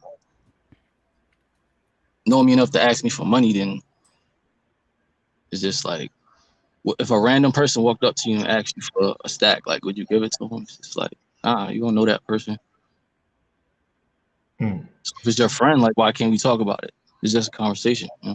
That's a fact. So listen to me. Answer the question. Do you have to ask your significant other before you lend money because it's taken from the unit? Do you before they lend money, like to somebody else? Like, do they have to ask you for permission to give their money to somebody else? No, you give your money to someone else. Oh, because it's like y'all married. Is this the marriage or relationship? It doesn't matter. Yeah. Do they have to consult you first? Because what happens is because who is it? Like, do they give it to their mom? Like, or they gotta give it to their little brother? Be a friend, it could be a mom. I don't want to change the variables. I want to keep it general, just in general, right? Do they have? So yeah. Yes, is the answer. Hold on. Let me finish the question, brother. Let me finish the question. So just give it to whoever. Do they have to ask you first? Because once again, as many relationships with significant others take money from the piggy bank and give it to a family member in need, and they try to pay it back. If they don't get caught, you won't know. But sometimes they do get caught. So I think you should ask. I went through that recently. You should ask. But what do you think, brother? If it's a situation that you have to get caught, then should you be doing it? Especially if it's to a significant other. I feel the same way. Next, Rico. Without question, you need to tell. And that's just flat out. It's not your money, especially if it's $50. Okay, that's my lunch money, or something like that. But a significant amount of money, half of that money, if I could give $1,000 to you, King, half of that money is technically my wife's. Right. So but if a family member needs it, they're about to get kicked out the apartment. I don't care. I don't care who it is. And me, me and my wife, we both done it, but neither one of us has ever done it. Even if it's a friend, she always come to me, and I'm always like, okay, because at least I know. Right. And obviously, we would never reject it unless it was a person that burned us in the past. They burned us in the past. No, you ain't giving them nothing. But if they never burned us and gave it back, wait, let him finish, please. And I'm going to say yes. I say 100% without a doubt. And if you don't do it, it may not be technically stealing, but it is, because the laws, especially if you're married, the laws of marriage, it's marital property, the income, everything. So you just can't be doing it. And you should tell it. All right, JP. All right. So either in a relationship or in a marriage, you should ask, and here's why. In a relationship, you ask because it gives you an opportunity to figure out whether or not you can accept and appreciate their counsel. You still have the option of doing what you want to more than you would in a marriage, because it's still just your money, but you can get an understanding of that person. Second, if it's a marriage, it's y'all's money. You already know that you appreciate that person's counsel, and you move as a unit. You're two people moving as one fist, which means you don't do anything without the other person. Right. Next, Terry. Yes, definitely you need to communicate with your partner in a relationship. I mean, I think if you lacking that, I think that's where misunderstanding will happen. And if you are in a business, would you not consult with your partner? Mm. So why would not consult with your husband or wife or your lover if you guys have a sharing of financial the financial situation? Definitely. Terry, your aunt just found a building, a brownstone in Brooklyn, and she needs hard cash to get this building. She can't wait for the bank to go and inspect it and do any type of financing. She needs hard cash. And you know, you see this building is a great sale and it could add value to your family. You have the money in hard cash in your crib for, I don't know the reason, but you have the money in your crib. Would you give her the money because it's a great investment? If you don't do this investment now, you lose out on the opportunity. You have to do it now. You can't call your husband. You can't call your husband until tomorrow. Would you give your aunt the money? No. Okay. Darrell. To answer the question super directly, you need permission, but it's forms of permission to me. So for me, the way that I work is if I'm dating a young lady, I'm doing this currently. Yes, you can go on my account, do what you need to do, right? I'm gonna get notifications to my phone, iPad, and everything else. Trust and believe. But the people who I give that kind of access to, I trust them entirely, and that's why I like what you just said. Because what if you're in a situation where you can't call me? What if you're in a situation where I'm busy and I can't be disturbed, right? I'm gonna put faith in you not to take the money that you don't need. Take what you need, get done what you need to get done. Let's go to the next topic. The money can be replaced. We might be in a situation where for example, when my son was born, I was out of state at the time. I was driving into state. They needed money now. That ended up being $16,000 at the time. I didn't have insurance, right? The money had to be paid anyway. Take it out the account. Take it out the account. I never, and she knew that already because I had gave her permission already. Take it out the account. And I'm just I got to eat it up like me and Rico was talking about the other day. This is my 100%. Do I like it? No. Right, but for my family, will I take that L and keep moving? Yeah, I'm gonna make that back. We're gonna keep going. All right, Chef.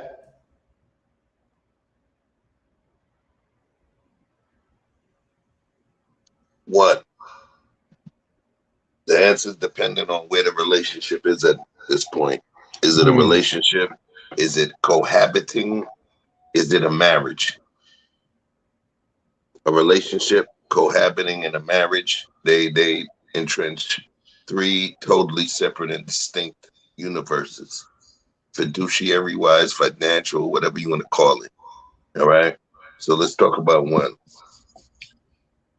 Joint account and joint personal account.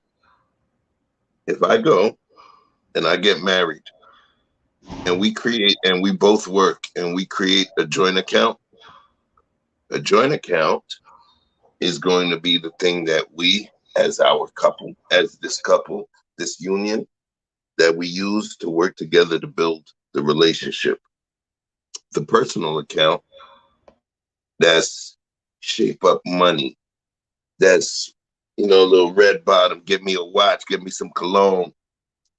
For wifey, that's some red bottoms, nails done, hair done, blah, blah, blah, whatever little stuff that she wants to do.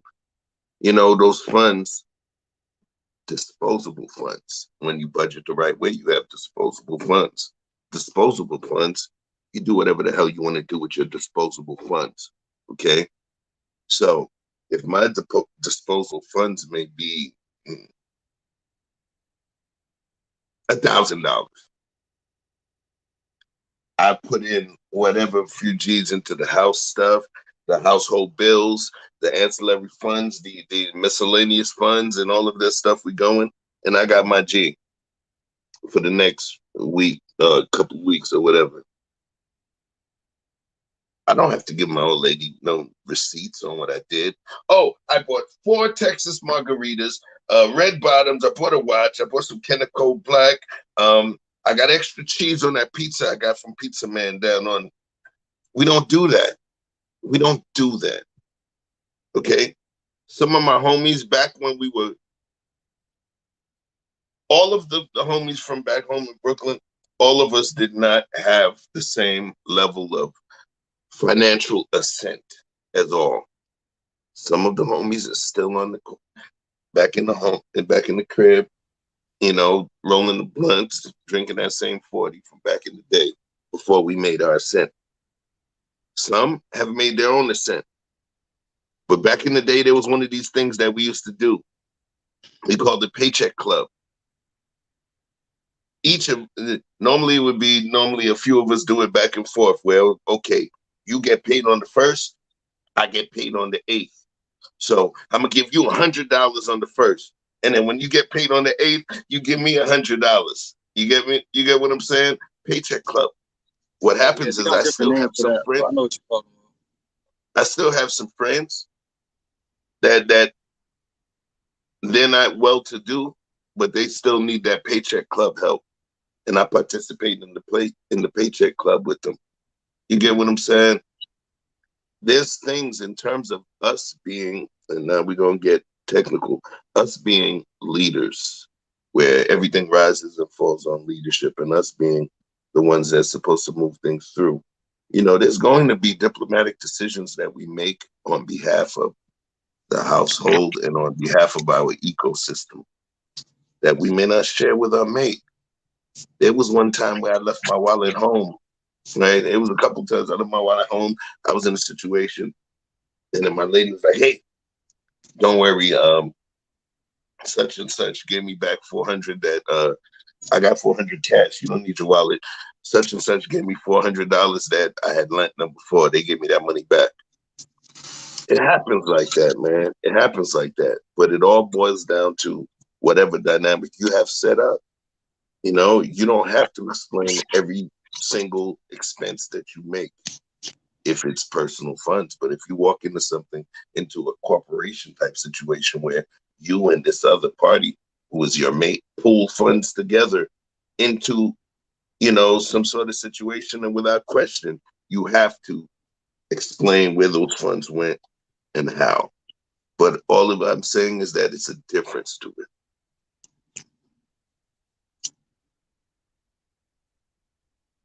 Hello? Yeah. Oh, you got quiet for a minute. Let's get deeper. Yeah, that's so I got a question. Is the person that's borrowing money, is the relationship like a thing where you know this person is trustworthy? Like, or have they ever done something for you? Like, have they shown signs of reciprocation where you know it's not going to a bad place? Because to be honest, if I want to say no, I might just question that shit first. Yeah, well, you know, like yeah, I ain't going. Who wants to go first? In my opinion, you know, what I've done is, in a lot of times, and it has not steered me wrong, the people that ask me to borrow money, they ain't the kind. They have literally set pride and ego and all of that stuff aside just to ask me. So when it comes down to it, how am I going to really tell you really no? So when I was married, I had somebody come to me. Now it wasn't but $100. But in my mind, I had already made that up because that $100 was nothing to me. So I was going to loan them the $100 regardless. But I still went to my husband and said something, even though I was loaning it out of my money. I did not go to him and say, I need to take this out to loan it to this person over here. It was my personal money. I didn't have to ask him for anything, but I did let him know. But I also put the little disclaimer in, and I'm going to do it anyway. I'm just letting you know. I'm going to do it anyway. It ain't but $100. To me, it was nothing. So I did it anyway. Did he pay it back? Yeah. I was surprised, but I didn't expect it back because that was $100 that when I loan you the money, I don't never tell people I'm giving it to you. I'm gonna just tell you that if they ask me to borrow it, whatever I decide I'm going to loan to them, and then I do that, or if it's the whole amount or whatever, I do that. If they pay it back, I'll be like, whoa, okay. And that's just a side note. I know that you will pay back. Some people offered me to pay it back, and I was just like, nah, you good. Well, let's take But that's how some people become millionaires. They just go around asking everybody for $1,000. Let's take it a step deeper, because I think we want to end this session real quick. We had a great conversation. I'm not sure. I wish Lucky was coming in, but we want to end this last question in regards to children. How do you teach children, or teach your children, how to identify who's their friends? Because they're not going to always have you when they're in school.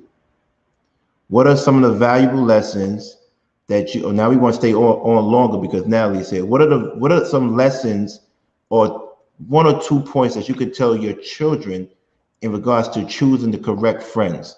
Do you subscribe to friends of utility, friends of pleasure, friends of good, or do you warn them that there are friends who are in secret competition, and how you help them identify that? Or do you let them learn on their own?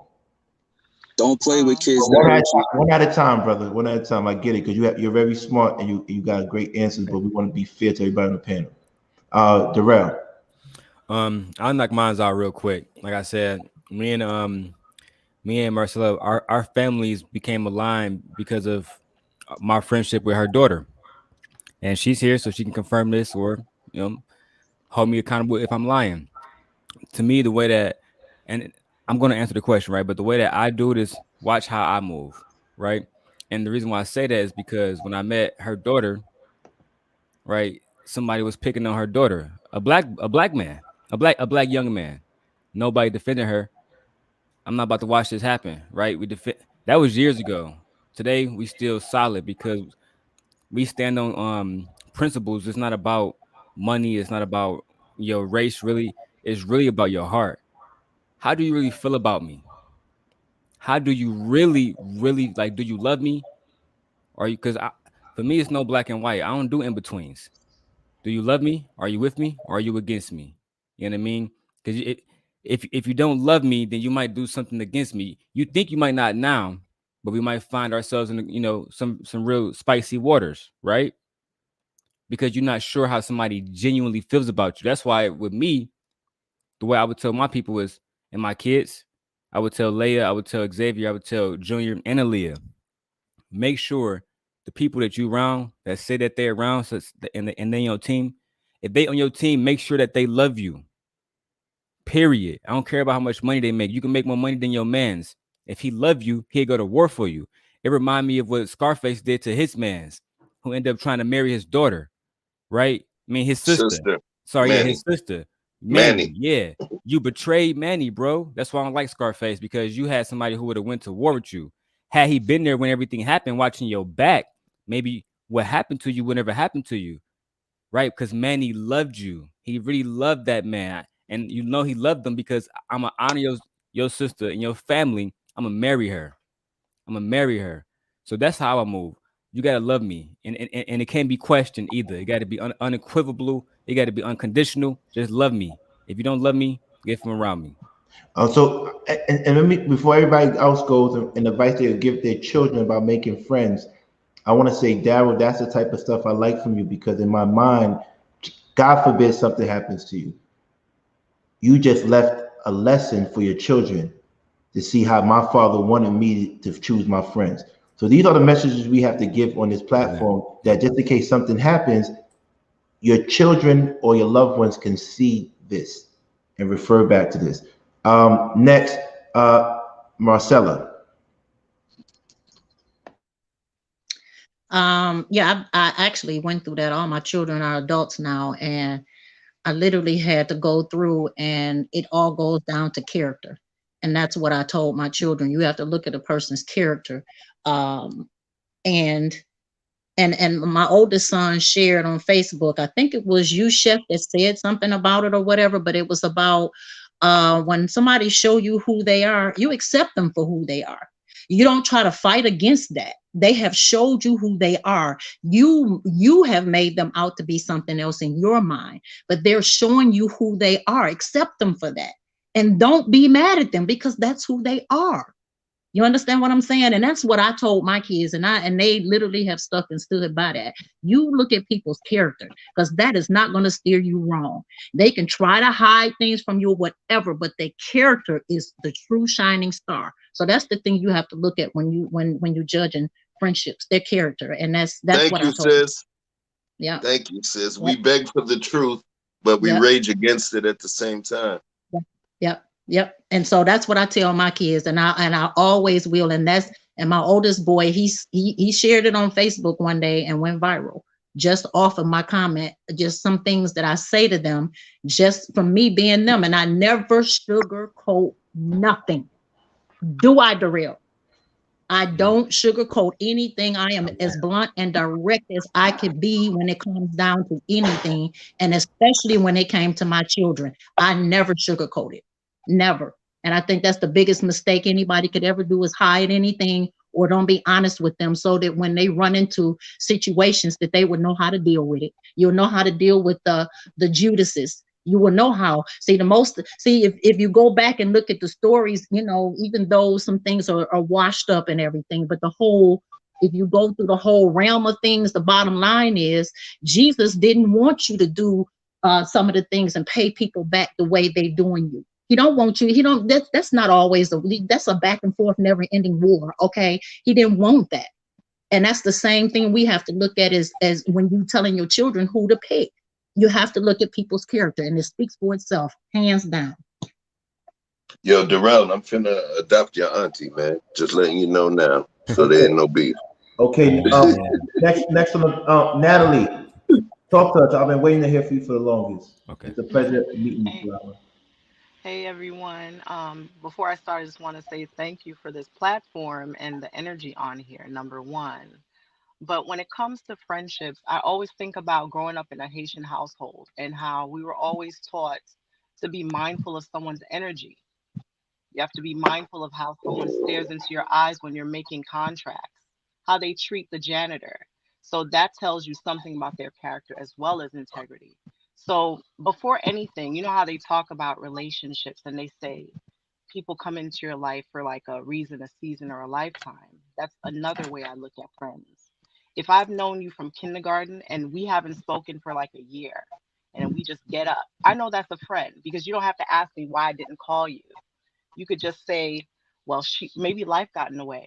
And then it becomes a situation where we're just on the same accord. But if I have an individual who may not have heard from me, and the first thing they say is like, why aren't you calling and checking on me? Opposed to you doing the same, it lets me know that person's spirit. So it's more about energy and spirit when it comes to friendships, and how someone will treat you when it comes to like either you're on your downfall or you're moving up in the world. So that's how I look at friendship. That's one of the major things that we have to take into consideration when we're like building with individuals. How are they treating you? Do they have integrity? And what does their loyalty look like? All right. Terry, what will you teach your kids about friendship? 2 or 3 things. I totally agree with Marcella and Natalie as well. I think but kids these days, kids are really smart, smarter than what we were at their age, and actually they know how to maneuver. Some of them are better than adults can. But the only thing that I probably give them advice would that be the characteristics definitely they're usually aware of in certain age, but I would say value if what's too important to you, if they consider that as important to them. Like often we neglect what each other holds their value, and often I think that's one way to go about it. I'm a feta. Yes, sir. Yes, sir. Can you hear me? I would tell them to not play with kids that hurt them. You know, kind of start off slow. You know, I don't want to give them like a whole spiel about trust and, you know, all of these words that they might not be able to internalize, especially because they're children. So the first thing I would just tell them is, you know, just don't play with anybody that hurts you. You know, maybe the next step would be like, if somebody hurts you, let me know. You know, then we could like take it from there. So you could gauge the situation, because, you know, we all different at the end of the day. So it's just like, what's one thing to one person isn't the same thing to somebody else. So, you know, you might tell me to do something a certain type of way, and I might take it my way. You know how they say, you know, a rumor changes by all the ears and shit. So, you know, somebody could, you know, do it their way, you know. So you gotta always stay involved, you know, that even when it comes to adults. And that's going back to the whole money situation. It's kind of connected. It's just like, it's about being involved. Okay, Rico. These kids, they gotta communicate, you know, because there's too much entertainment, and you gotta keep them focused, because entertainment is coming from all angles these days. Like back when we was younger, it was a thing where, you know, it was only coming from like one or two places, so you knew how to control it. Now it's like everywhere, you know, all the, just call it toxicity for lack of a better word. You know, they get it from tablets, TV screens, games. Just like they put these messages and everything. And sometimes we're not even keeping up with what they watching, and it be some subliminal messages in what they watching. And it's just like, you always got to know what's going on, man. Rico. Okay. For me, I have never told my kids what type of friends to look for, nor would I ever. What I try to enforce in my children that are all adults now is what type of friend to be. Because my belief is you must first learn how to be a friend to attract the right types of friends that you want in your life. So I always pushed on my kids to be compassionate, you know, to care about others. I've also preached, and because primarily, as I said, I had 5 sons, I drilled in them, be a man of your word. Whatever you say you're going to do, you must do. You know, so be careful about what you promise, but when you give your word, you must do it. And the last thing I'll say, which I've always told my son, and I think it served most of them, if not all of them, well in their life, and this is how I live my life, is I always told them that the measure of a man is what you do alone. Never in the company, because we all are built up in a certain way where we, you know, there's a lot of bravado and you know, you feel self-assured when you have the company of others.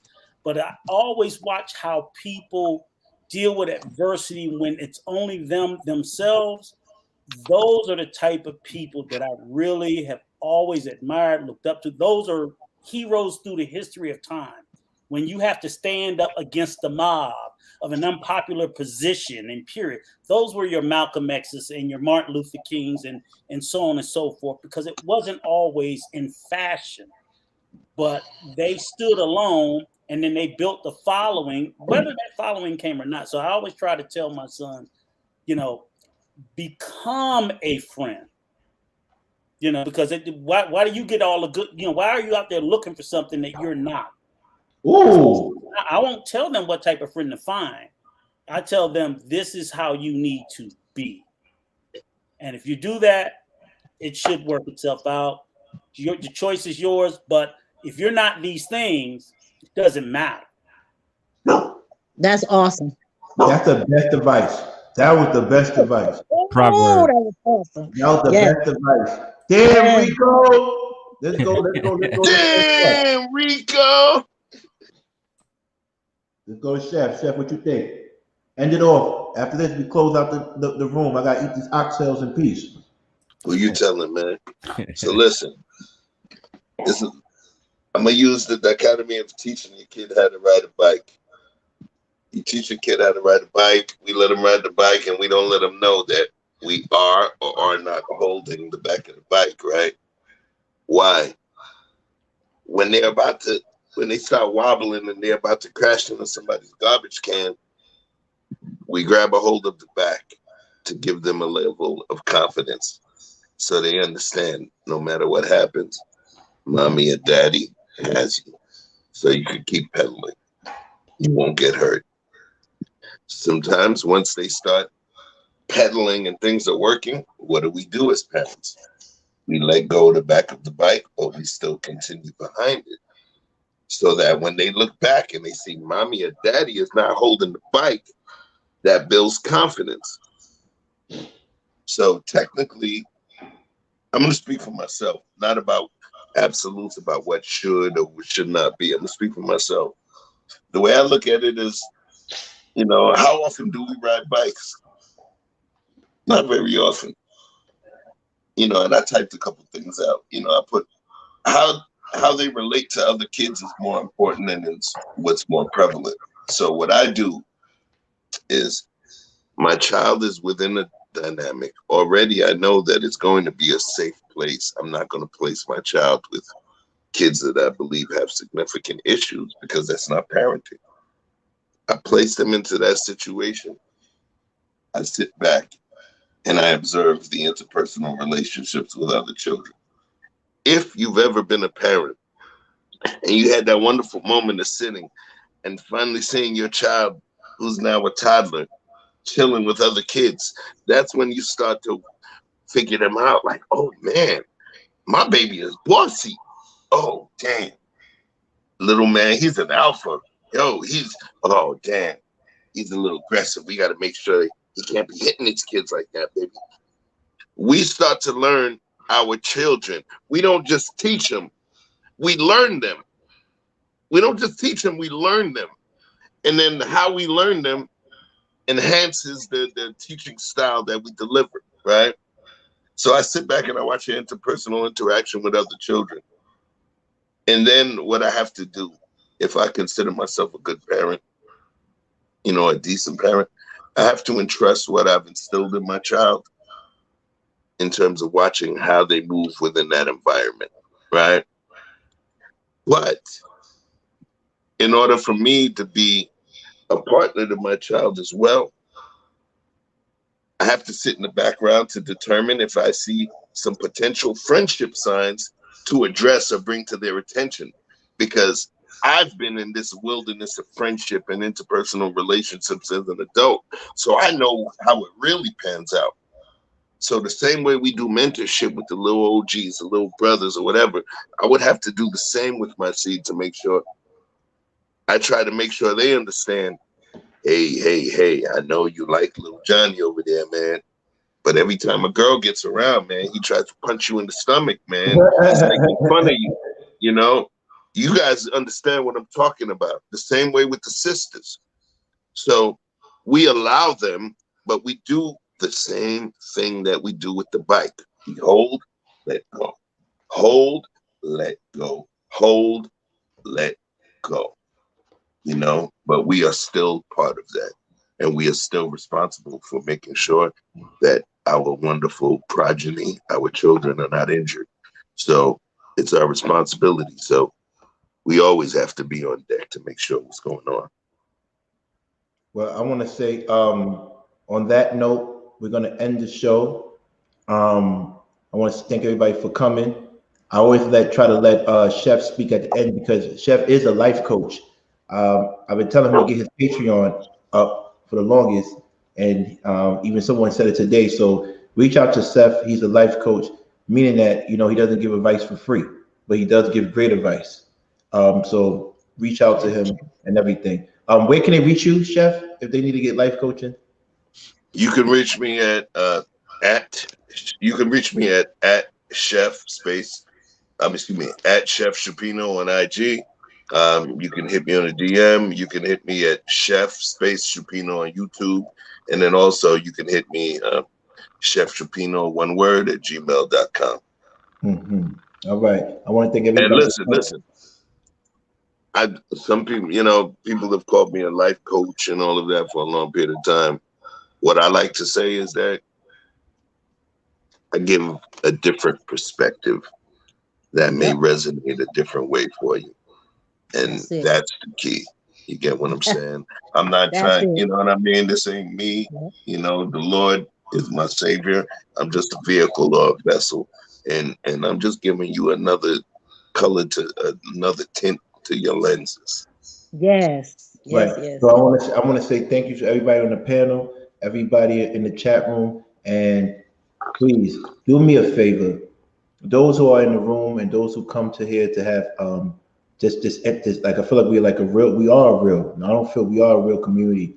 I want everybody to do me a favor. It is very simple. Please tell a friend, one or two friends, to subscribe to me. If I could get 50 people to do that, that'd be 150 subscribers. And subscribe to the people, especially particularly the four horsemen as well. Please subscribe to them as well. Please subscribe to this page. Tell a friend. By this week, our goal is to reach 1,000 in a week. We only need 400. We only need 399 more, and our brother needs 375 more, I believe. So please, let's make this work. Follow everybody. Tell a friend to tell a friend to tell a friend to subscribe because we're trying to change the game. And I want to make sure that we do it in a timely manner. I'm thinking first week of November, but people are saying mid-November. But I want to do it as soon as possible. And it only takes you to call a friend and stay subscribed to me. Everybody has friend. Remember, I see how I got y'all here. Ask a friend. You see how I worked it all the way down here. Ask a friend. Not you can ask a friend of utility, a friend of good, a friend of pleasure. Subscribe to my page. Ask a friend. Ask two friends. That's all I'm asking you. Everybody has two friends. If you don't have friends, ask a family member. And I'm grateful for everybody. Take care. Peace. God bless Bye, y'all.